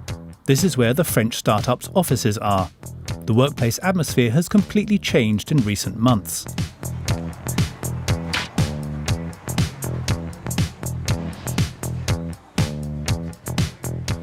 Il y a personne ici? Non, c'est totalement vide. Les 4 étages du building sont vides. Tous les bureaux sont fermés en ce moment en Californie. Et donc nous, comme on fait des produits contre le Covid, on a le droit de venir travailler au bureau. Mais tous les autres, ils travaillent de la maison. The building houses 20 or so American startups, a co-working space where more than 100 people were working pre-COVID. Thomas and his partner Arthur moved to California 2 years ago. They quickly found success with American customers. C'est important qu'on puisse bien communiquer avec les ventes qui explosent en ce moment. Là-dessus, on est bon, on va être prêt à lancer cette semaine. Super. The adventure began for these two with the anti-radio wave underwear. J'imagine que comme la majorité des hommes, tu as ton téléphone tout le temps sur toi. Donc on a maillé du fil d'argent avec du coton et ça nous permet de recréer le même principe qu'un bouclier électromagnétique.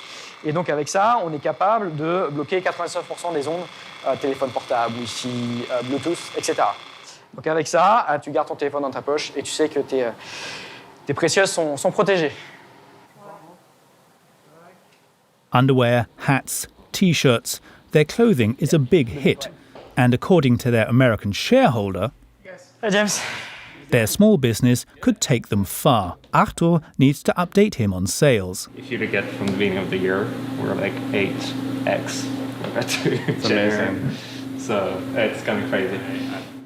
James has invested a lot of money into Thomas and Arthur's business, and given the amount of sales they're making during COVID, he doesn't regret funding their startup. I think it doesn't really apply to us since we're... It's interesting. I mean, there's definitely winners and losers right now. E-commerce in general has done relatively well throughout this crisis. We'll see how that continues. Where health meets e-commerce is going to do particularly well. We don't get into any business if we don't think it could be worth hundreds of millions of dollars in revenue. On pense que demain, les vêtements qui te protègent au quotidien seront les vêtements que tu porteras, tout comme quand tu rentres dans une voiture, tu mets ta ceinture de sécurité. All right, thanks James. That was awesome. No problem. Thanks guys. Nice Appreciate your feedback. Have a good day. But even in wealthy California, some people aren't making their fortunes. With the health crisis, there are more and more homeless people on the streets. In front of buildings, in parks, poverty is everywhere. The state of California already has 150,000 homeless. This number could increase by 30%. Now, even middle-class families are finding themselves out on the street. In San Diego, those who have a car at least have some sort of roof over their heads and can spend the night in secure parking lots. Hi, Tucker. Let's go. This is the 5th night that Stephen, Anita and their dog Tucker are spending in this parking lot. So many people are homeless on the streets every night here in San Diego and across America. So we're really grateful for our vehicle is our home right now, but we're grateful for it. Stephen was in sales. In his former life, he was earning up to $100,000 a month, thanks to his commission. Anita worked in a research institute. Subscribe to the Inside. Hi. How are you? Are you guys new here? 4 or 5 nights now. Did you come from out of state or are you from here? We're from San Diego. Me too. Look where we ended up, huh? Because of COVID, Anita and Stephen lost both their jobs and their house. After 3 months in a hotel, they'd used up all their savings. They now carry their old life on the roof of their car. So here's my real clothes. There's a tie. There's a couple ties. I'm used to, coming home to a house. I never came home to a parking lot before, so yeah, I just got to get back to my feet, and who knows, it could be very soon. This parking lot is open for free in the evenings to help families who have recently become homeless. It is managed by an association that pay a concierge and manage the facilities. There is a shower block and a bathroom, and also places for storing supplies. You can store any frozen foods that you may have. Ice if you need ice for cold drinks, and just anything in the refrigerator that you need to have stored there. You can mark it, your initials. Outside, there's a dedicated space for cooking. Anita and Stephen aren't the only ones to have been thrown out into the streets by the epidemic. Milo was the owner of a boxing club that closed due to COVID. Well, it's more secure, and they feed you meals every now and then. You got showers, you got bathrooms, so it's pretty accessible. Even though he lives in his car, Stephen still enjoys the small pleasures of his former life. He'll never miss a game when his favourite team are playing. Tonight, around 20 people will spend the night in this parking lot. Other cars keep arriving late into the night.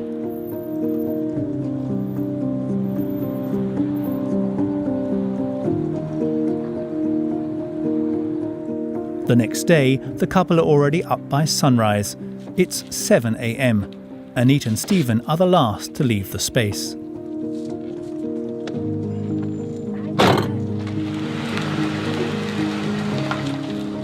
Thank you.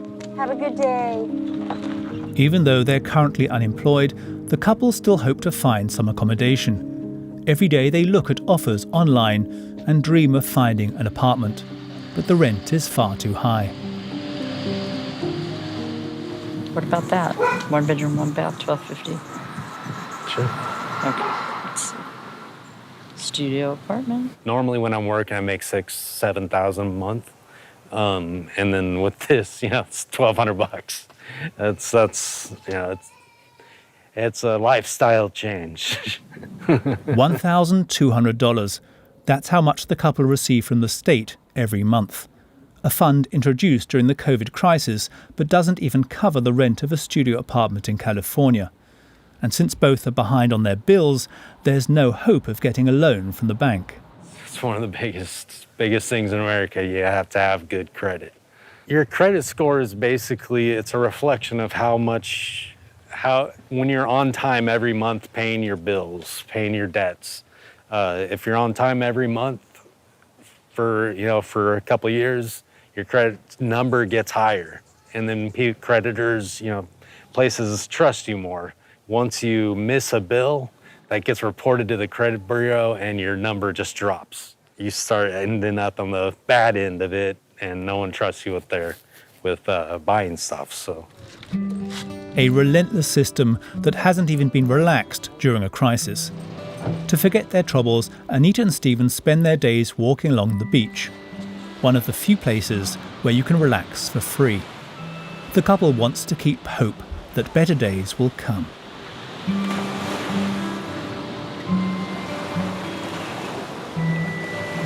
capitalism works. It has worked time and time again, and it is the American dream is capitalism, is owning your piece of the pie. No, you'll never kill the American dream. Since filming, Stephen and Anita have found work. However, they are still looking for somewhere permanent to live. Las Vegas, Nevada, one of the most vibrant and wealthy cities in the world, with over 40 million tourists visiting each year. It's known for its high-stakes gambling and affluent clientele who visit all year round. But below and beyond the bright lights and incredible hotels lies a different story. Many people are living in poverty or are homeless and struggling to survive the very harsh and dangerous streets of the city. You know, there should be more people that actually help. It's the worst thing in the world is being homeless. They push you to a limit out here. There's no pity in Sin City, bro. Any military veteran? Where we became homeless because of an eviction, we had nowhere to go.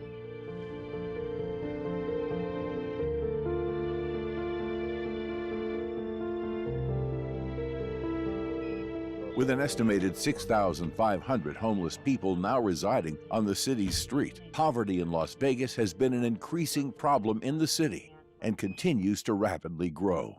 Sergeant Anthony Guerrero and his team are in a known homeless spot in North Vegas and regularly patrol the area. They are preparing to move in and hopefully relocate those homeless people dwelling there. Right now, we're just going to go up there. We're going to put some tags that's pretty much saying, hey, you have 48 hours to remove your tent from this area. That way they can't say when we come in on the day we do enforcement, they can't say, well, I didn't get a warning. So no, you had a notice. You were told to. So it's not like somebody just got there that day and set it up. We know it's been there. They've been complaining all the residents that they've had people coming in their front yard stealing their items. They've been blaming a lot of the homeless problem that is in this area, all these tents that they keep coming into their neighborhoods and just committing all these crimes. The officers come across a self-homed resident, but their attempts to move him are not as successful as they'd hoped. Where is it supposed to go? Besides the shelter. These shelters, I ain't going to the shelter. Yeah. Shelters, he gets COVID, gets bed bugs, all that there. I wish I had a good answer for you. I really do. That's the problem. I know. No one has an answer. I know. They don't care. They just take everything they can. They don't care which your birth certificate, your social security card, your ID. They don't care about any of that. I had money to rent a place out of friends, and my money was in my jacket last month when they took all of our stuff over there. So we're back out here. We got to work hard to getting our stuff back, and takes a while. So that really screws us over. I built this, so I mean everything. We lost everything, and we had no tent or nothing. So I had to do something to keep us warm, and I still don't even have a tent, so it's kind of hard. It's just a one-room flat. You'll understand when you go in.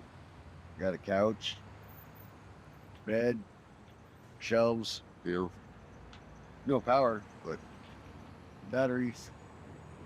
Every 2 weeks we got to tear it down, move it all, and then let them do their cleaning, and then I come back and put it back up.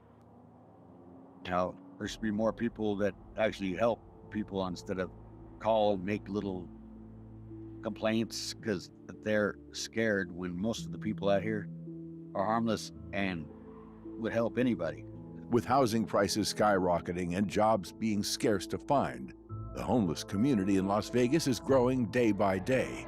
only a handful of charities cater for the thousands of homeless people around the city in an attempt to get people off the street and back into society. US Vets is a charity that aims to get homeless war veterans back on their feet. It's run by Giovanni, a former addict and rough sleeper himself, who understands the struggles and problems these people face every day. Most people don't know mere steps away is one of the tunnels underneath the city where some of the homeless live. A lot of people move here thinking they're gonna become rich, and they end up losing it all and stuck on the streets.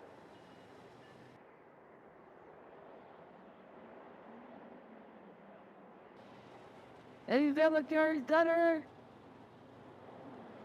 Any military veteran? Sir. How you doing? Dean, a homeless vet, US vet. built himself a home shelter under this bridge, but is in constant battle with other homeless people and the authorities. Is it just you up there, or do you have something with you? No, that's just Steve, but there's a couple people there and somebody on the end. Hey, quiet! Is that your doc? It's the worst thing in the world is being homeless. You're never safe, not for one moment. And everything, consider everything you have gone, stolen, gone through, like just, I lost everything in the wash, in a flood, like 40 miles an hour, 4 feet high, and the rain didn't do that. They release water, and then it comes, and they don't set off no alarms, no like sirens or anything like for, like, yeah, we're in there and we're not supposed to be there, like, but they know we're there. The tunnels are packed with people. You know what I mean? I think 9 people have died in the floods. It's almost a social experiment at this stage for me. It's just so interesting. You meet some of the most brilliant people, and then, just the lowest dirt bag, like, pieces of shit ever out here. You know what I mean? They said, like, hey, man, did you go through my stuff? Oh, no, man, we wouldn't do that to you. I would tend to believe you if you weren't wearing my hat. You know what I mean? Shit like that. Like, just the audacity is like, okay. Giovanni does a formidable job of dedicating his life to help homeless veterans. But despite the best efforts of these charities, every year, sons, daughters, and loved ones are reported missing across the city. My nephew is missing. He's been missing for 11 days. He's autistic and bipolar, and he's extremely manic. We don't know. We cannot find him. We don't know if he's resting. We don't know if he's getting sleep. We don't know if his body's shutting down, but we can't find him, and we need to find him. We need to get this out everywhere. We have been in every camp. We've been to every shelter. We've been from here to the Strip. We've been everywhere. The jails are picking up the mentally disabled or missing people, and then releasing them without notifying the family that they have been found. And that's tragic, because if you have a missing persons report out there, you should be connected with your loved one right away. So a lot of people go missing in Las Vegas, and most people don't have anybody like that cares for them and is out looking for them.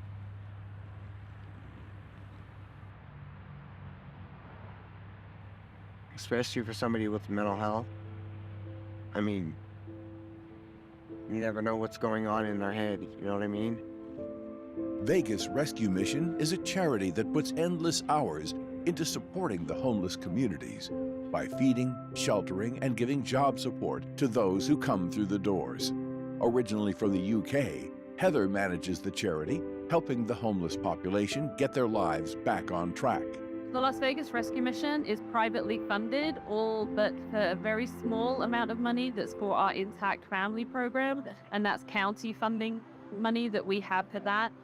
The solution we're always looking for as providers to help these individuals is affordable housing, and there's just none of that here in Las Vegas that's readily available for a lot of these individuals who are finding themselves on the street because they can't find somewhere that they can sustain paying rent for. Tommy and his son have been homeless for many months now and have been relying on support from Las Vegas Mission.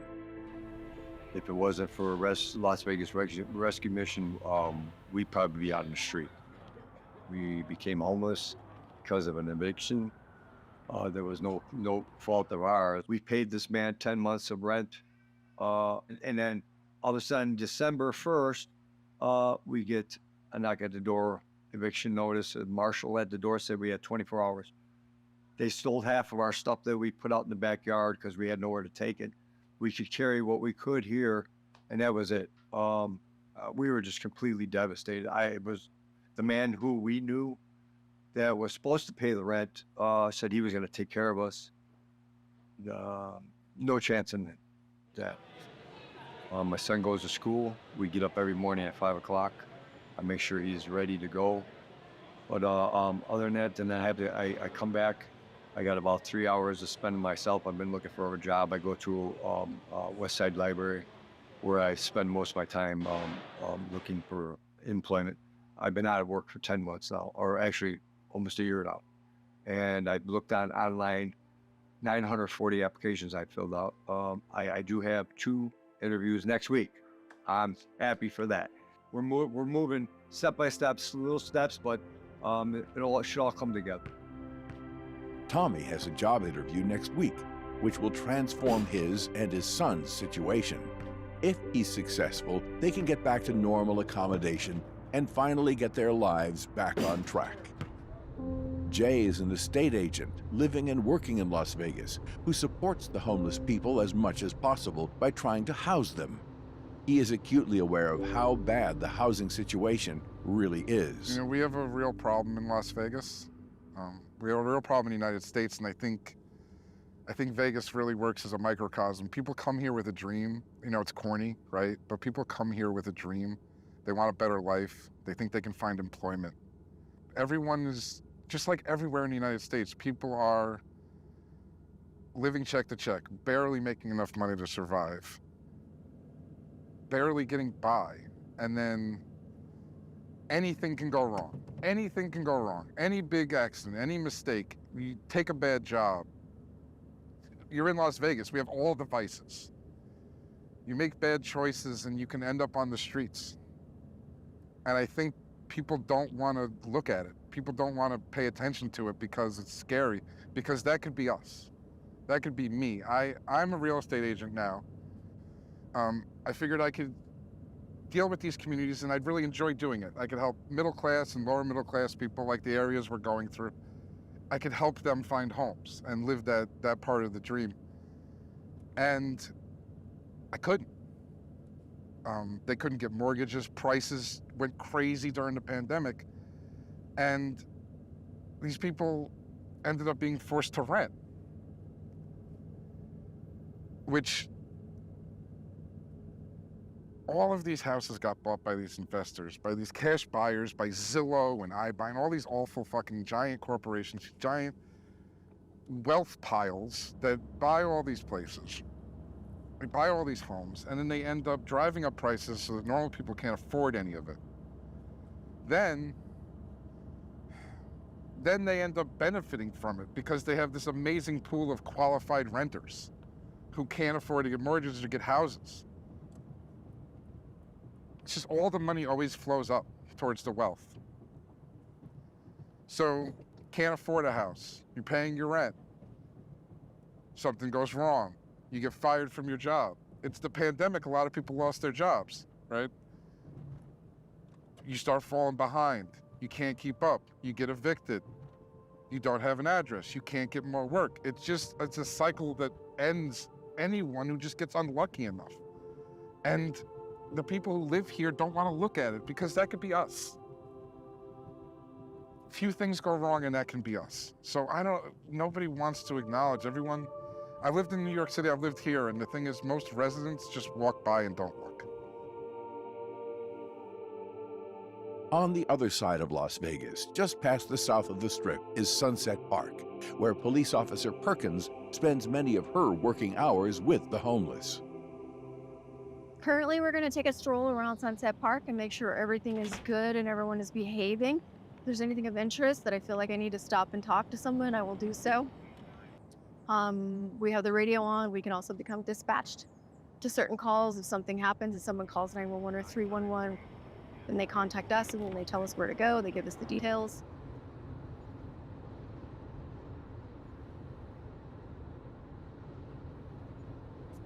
It looks like a couple individuals who possibly are homeless, just to make sure that, like, you know, the park is being utilized for its intended purpose. And there's no one with any nefarious activity or behavior. I'm just gonna go make contact, consensual contact. Right now, I'm not seeing them violating any laws, so I have no reasonable suspicion or probable cause to detain them. Right now, it's a consensual contact. They want to talk to me, that's fine, or they don't have to talk. Julie has lived on the streets most of her life, but this makeshift house is providing the safety and accommodation that she has been desperately trying to obtain. So how's everything else? I mean, how's everything going? Pretty good, pretty good. Did you just get it? Yeah. It's got lights too. Yeah, they're gonna put a solar panel. Oh, nice. And it just connects to your bike. Are you able to keep that up? Yep, it's real. That's like a workout, no? And this right here just folds up. And this is actually, I'm supposed to get a milk crate, put it underneath back here. Oh, okay. They said they're gonna call me in a couple of weeks with a solar panel that goes up here, and then there's already a plug on the inside. It's like for charging. For a car, like a car charger. But then they're also going to have an adapter. They said where I can actually put a regular plug, which would be really cool. Yeah. It could be scary at night. I'm not out here at night with her, but I've heard stories and I hear, you know, I see things and I have to respond to things. There are some people who just don't take other people's safety into consideration, and they're out to do harm. They're out to do harm. They see something they want and they take it at any means possible, whatever that looks like. The park is calm and quiet, with everything seemingly under control. For the next stop, Officer Perkins and her boss, Chief Rogers, head to one of the biggest homicide areas in southern Vegas. Giovanni is back on patrol under one of the largest overpass bridges in Nevada. Here, the police have already started to flood out the homeless and remove them from their accommodation. They're probably coming to clear out the area. What they do is they end up moving people. So they'll move to one area, and then they'll go and they'll move them from that area, and then they'll go to another area. So it's like a vicious circle. They just keep moving them around. It's the old adage, out of sight, out of mind. Because,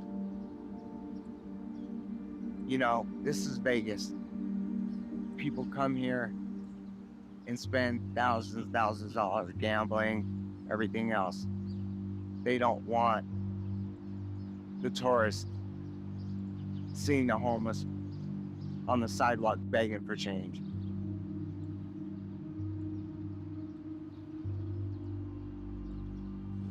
A lot of times, some police do more damage than they do good.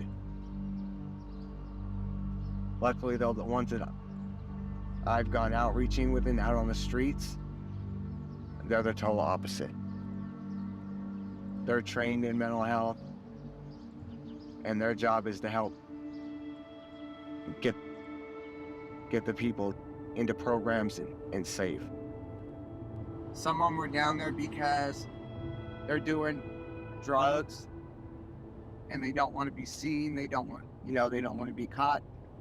Some of them are just falling down on their luck. And down in the tunnels, depending on the time of the year, it could either be warmer or cooler than the temperature above ground here.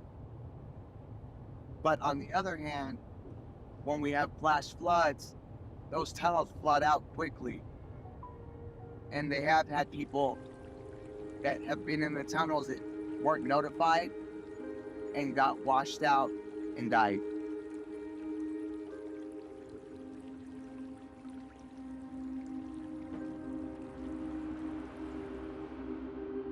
Dean is constantly trying to be moved by the authorities and struggling with the challenges at his home under the bridge.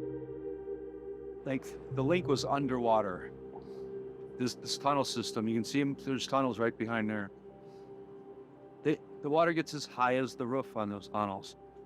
I mean, they cleaned good. The water rushes cleans out the tunnels, and then other people's stuff. And like, after the rain, it's like Christmas. As a homeless, like, I cannot not look down and see what the fuck is that? You know what I mean? Like, it's incredible what you find.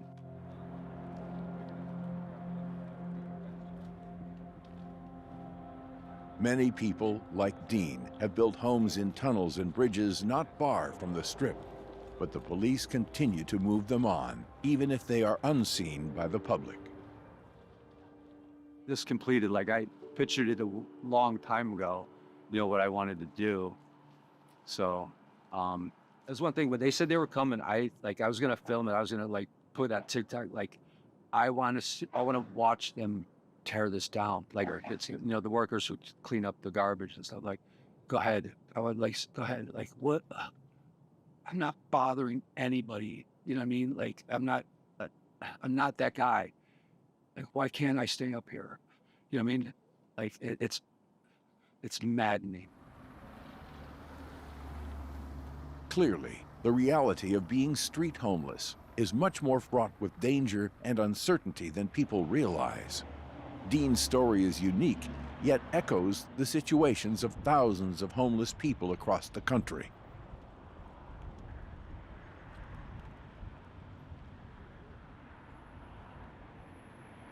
With his job interview imminent, Tommy is getting ready for the meeting, which will hopefully get him out of the shelter and back on his feet. Today I have an interview, and I'm here today in Las Vegas Rescue Mission's thrift store to find a shirt for myself because our clothes got stolen when we moved out. And this, if it wasn't for this thrift store, I wouldn't be able to get a shirt for this interview. I'm really nervous. It's been over a year I've had a job, and I'm very anxious to get this job because my son and I need it really bad. I just hope everything works out and find a shirt too. This is the one. Hey, look at this, guys. All right, this is the one. I'm gonna try this one out right here. Fantastic. And they got ties too. I'm not sure how to tie a tie. All right. Hey. If you're homeless and you need some clothes, this is the place to come. Custom-made shirt here, though.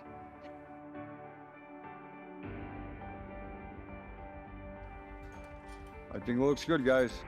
The rescue mission does offer many avenues of finding clothes, if you need clothes, counseling, recovery, finding jobs, most important of all. And they do house you here. There's a lot of homeless people out there that need help. They should just reach out a little bit more, and the resources are there. If you're willing to get off the streets, this is the place to do it. Yes, I'm paying just for this interview shirt that I have right here. This is gonna get you a job today, this shirt right here. So I'm paying for that. Are you homeless? Yes, ma'am. Free. It's free? Oh, thank you. Look at that. Wonderful. Thank you, guys. Thank you, ma'am. Okay. All right. I definitely interested. Thank you very much. Thank you for the shirts. This job is going to change my life considerably, because it's been over a year that I've been working, and I've filled out over 900 applications, and I'll be able to. I don't really would like to rely on the rescue missions any more than I need to, but I like to get this, be able to afford an apartment of my own, instead of going through social services or public aid. I'm staying focused. And positive, like I've been doing all year. I know nothing's set in stone yet, but I'm just going there, and if it doesn't work out, I'm just gonna keep trying. That's all I can do. It's gonna hurt us bad. I'm just gonna have to rely on rescue missions a lot more for what our needs are. But I'm prepared. I'm actually prepared in both ways. I'm glad I have that inner strength to be able to do that. Where if I'm turned down, it's not going to destroy me. But even though it's going to be negative towards me, I'm just going to just use it as a positive and just keep going. That's all I can do. Officer Perkins and Chief Rogers have arrived at Pecos McLeod Trailhead, a local park that can be heavily populated with homeless people and rough sleepers. Crime is usually a daily occurrence in this neighborhood, and local residents constantly complain to authorities. But when the citizen says the Pecos McLeod Trailhead, you know, that it's got all these homeless encampments, what I believe that they're referring to is right below that area is a wash area, and that's the area that they're talking about. So we're gonna check it out. As they roam the location, the police see someone discard a life-endangering item. The knife was about that big. You see him just pull it out of his pocket? Yeah, it was about that big. Pulled it out and dropped it. So, yes, so you're gonna black and silver tire. Right above that tire, he dropped a very large knife. James, who is homeless, has dropped a very large knife and walks toward the police. Many of the homeless carry weapons, as they feel they need to protect themselves from people trying to attack them or take their belongings.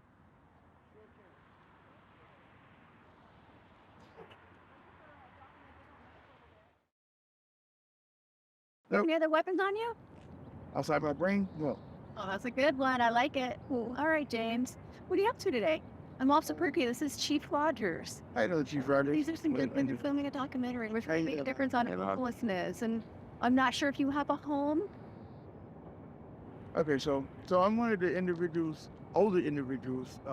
There's an older group. They used to be here. They're in their 70s. Was introduced to this community by one of the elders at the time. When I first started coming around, there was about a hopelessness in people's eyes because they'd never seen anybody who kept their word and was a piece of shit, and then you know, dirtbag them or do something to them. And I was that beacon of light, so to speak. One of a few that have come through here and tried to help out individuals or help individuals regain whatever normalcy they used to have at some point.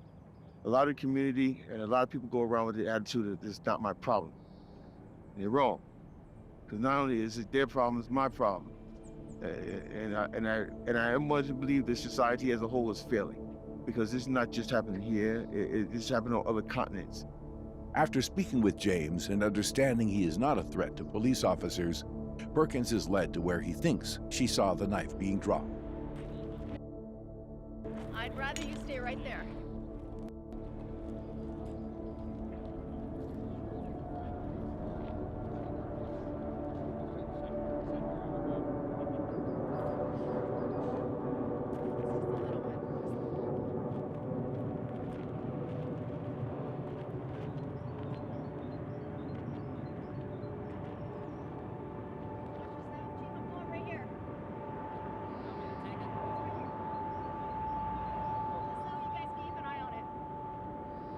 Officer Perkins goes back to speak with James again, who is now with a friend, to investigate further. You're the master of all this? Got any weapons on you? No weapons? You just record me? Mind if I check you real quick? All right, put your hands back over. All right, so James is saying that you fix bikes for people kind of your area. They're trying to keep this protected from other people stealing this stuff, and trying to keep people from stealing either one of our stuff is an issue sometimes, because we do have individuals that come through here that don't respect other people's stuff and will steal. So having to deal with that, and then finding out who did it, and then retrieve some people's stuff, like with the older individuals, when they get their stuff stolen, I mean, they're not gonna go chase somebody down to go get their stuff back. So they usually come to us, and say, hey, look, my bike was stolen. You know, or somebody came, the community came and said, hey, look, my bike was stolen, and it was stolen from this place, and it's this kind of bike was. 9 times out of 10, he'll find it and return it to the person. You know, we're trying to close that gap and heal some of the wounds that have happened over the past, because there have been other individuals that were here previous to us being here that made a lot of garbage, that did crimes, that or had addictions that neither one of us have, that have left a bad taste in everybody's mouth. We're trying to, you know, let those individuals know that, hey, look, we're not those individuals, and judging us as you were still dealing with them is not fair to us, and it's not helping you out. You know, you're looking at me as if I'm some drug addict criminal, but what you're not looking at the man who has a master's degree in communication. You're not looking at the individual who served in the military. You're not looking at the individual that did a lot of things before this. I could get out of here if do these things and go into these groups and whatever and leave that way. I don't want to. I want to work my way out of here. People want to work and don't always want the help from the charities or the police. Homeless people with disabilities are often pushed to the fringes of society. And in Vegas, communities like this are the only support they get. 2 homeless people that didn't want to be named live inside the homeless encampment and tell us their struggles. We have a lot of homeless around here in these parts. It's the west side. And we need way more help than what they're receiving. I do something like John the Baptist. I teach the worst of sinners, so that's why I'm here and out here. In order to teach something, you have to go through something, or you be misleading the world. You know, you don't know how they really feel. You gotta know how I feel to be hungry, how I feel to be thirsty, how I feel not to have clothes and shelter over your head when it's raining and it's cold. So I see how hard it is, and it's very hard. They say the strongest survive. So what y'all looking at is the strongest. Now this is a field that's not owned to no one, as you can see. So why kick them out? They're over here by themselves. As you can see, the people that's right there is tagged, you know? They had tents, and they were set up right. They had the little bathrooms that the city would come and bring. Now they don't bring none of that. This area's changed so much, man. You used to come to Vegas, and Vegas has so much love for humankind. Like, they didn't give a fuck with color, religion. None of that mattered here. People would come out and feed you everywhere. In the city, the richer people decided that we were scumbags or something. I don't do drugs, I don't drink alcohol, I live out here by choice. I have cancer. Right now it's not by choice, actually, because I only make $800 and some a month of Social Security. Then they check me every 2 months, like I didn't get my benefits this month, because they want to make sure I'm still active cancer. How am I not a human being? How do I not have rights? I could be out here selling drugs, I could be out here robbing people, I could be out here doing all kinds of bogus shit. I'm from the projects. I've seen it all. On the corner over there, the blue tent, it's all deaf people. They're all deaf. Right here too. They're all It's deaf. a deaf family. Skunk is deaf. He's my cousin. So I've had sign in my life for a long time, but I have autism and seizures, so I forget names. And a lot of people already don't even remember. So we become one. There's good and bad, so you gotta weed them out. Back over on the other side of the city, Tommy has just come out of his interview and has hopefully been successful in getting some much-needed employment.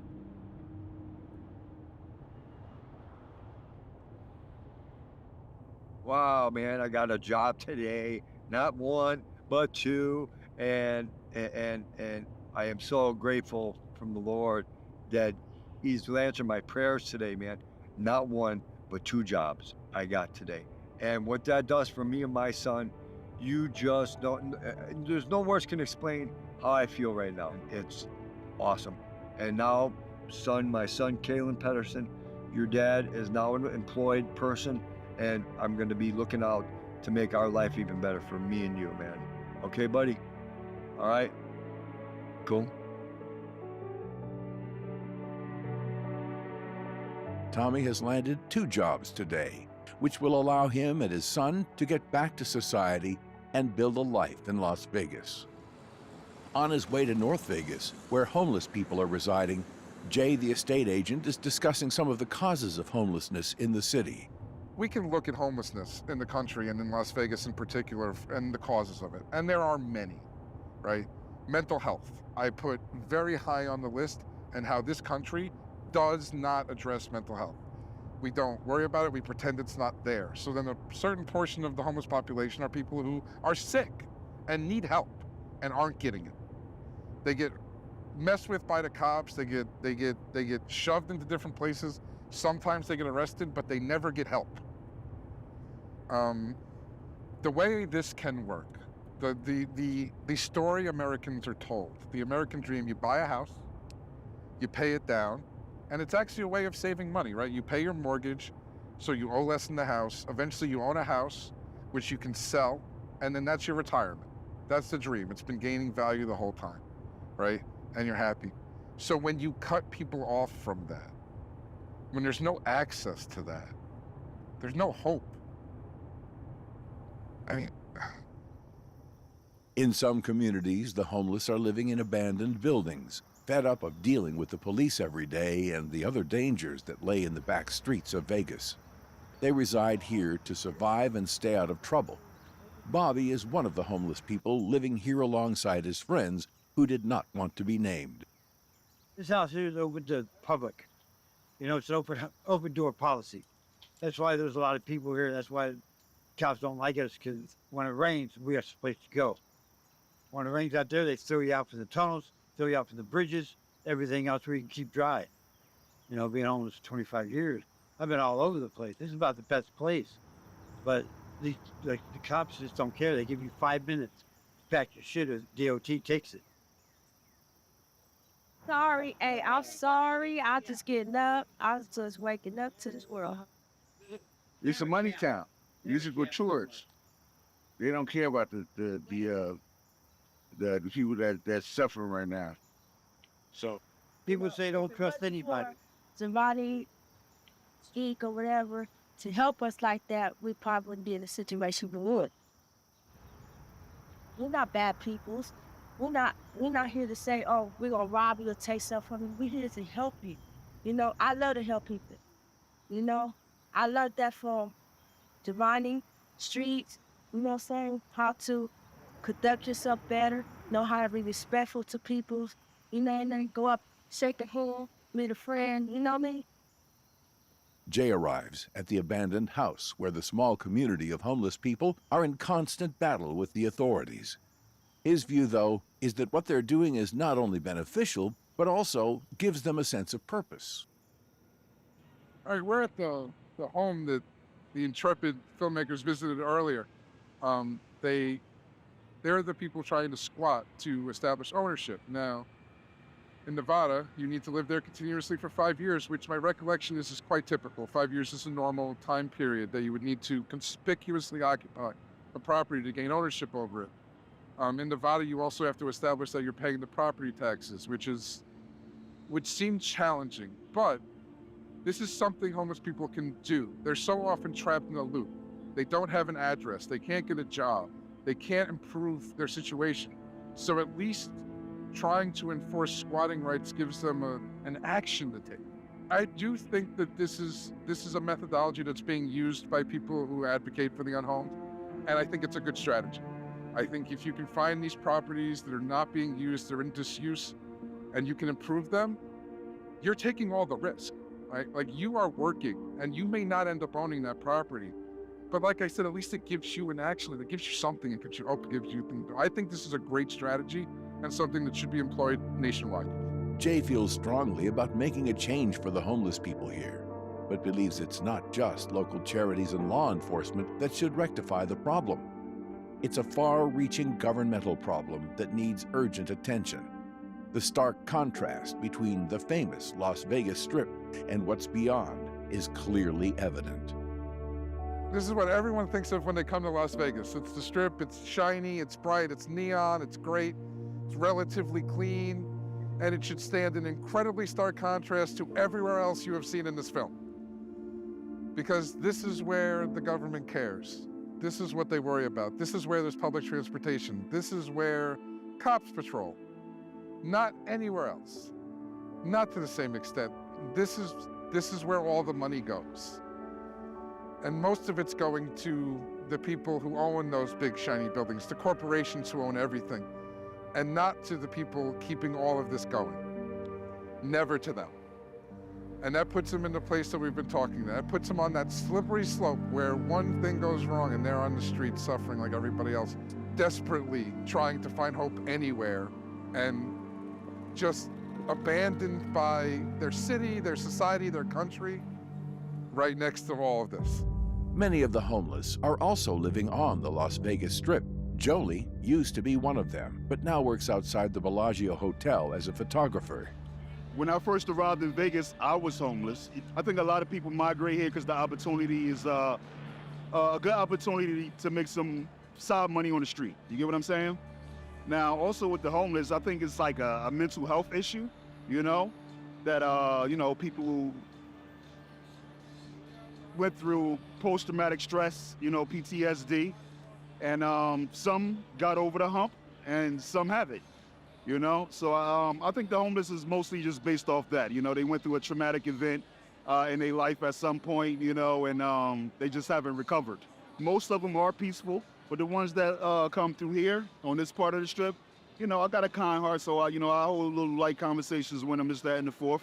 And like I said, most of them are really cool individuals. They're just trying to get through life and cope with, the situations that they've been through, One thing that I don't like is the couple individuals that may be well off in life. They may look down on the homeless, is that and the fourth, but I don't think that they should do that. And the way the society is going, with the economy and things like that, it can happen to anybody real quick. So you can be living a life where everything is great. All of a sudden you lose your job, is that and the fourth, and then next thing you know, you're in a situation where you're homeless, you know what I'm saying? And I personally think that some individuals, it may take for them to go through that experience to have the sympathy for the people who are in that situation and who can't mentally get themselves out of the situation. If that's just my take on it, Although Jolie has managed to get his life back on track, for others, it's a different story.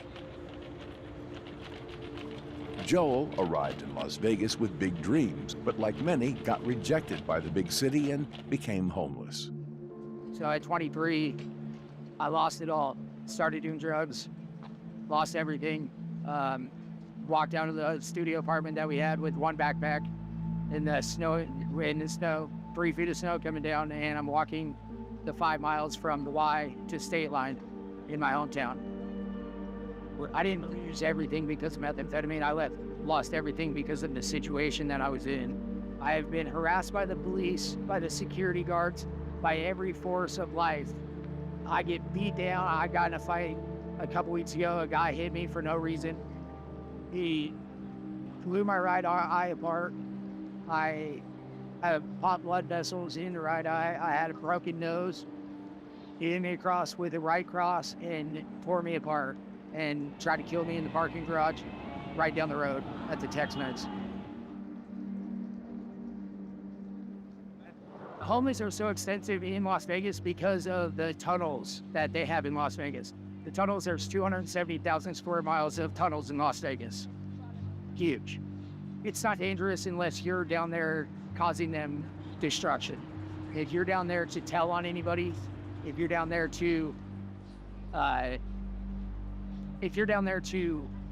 get in with somebody who you're trying to get in with and they don't like you, they'll alienate you in a minute. I actually got dropped off in the Bally's parking garage on the 4th floor, July 5th, 2018. I got dropped off with no shoes on my feet. I met a lot of people. I met a lot of good people. I met a lot of bad people. You get every walk of life in Las Vegas, Nevada. It's one of the biggest tourist attractions in the world. But despite the hardship he's suffered, Joel is still optimistic about the future. I'm tired, I'm exhausted, but everything's gonna get better soon. I know that. I'm off to greener pastures. I just need to I need to remember where I came from, and where I came from was stability and a household where my mother and father cared, and not blame anybody but myself. I'm number one. I'm number one who made my mistakes. I will make my bed and I will lie in it. I know there's something out there. I know there's a future out there for me.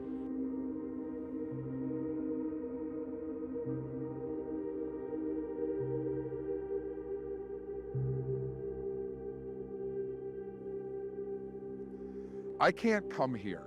I live here, and most of the people you talk to who live here don't come to the Strip. Part of it is because this is where all of us work.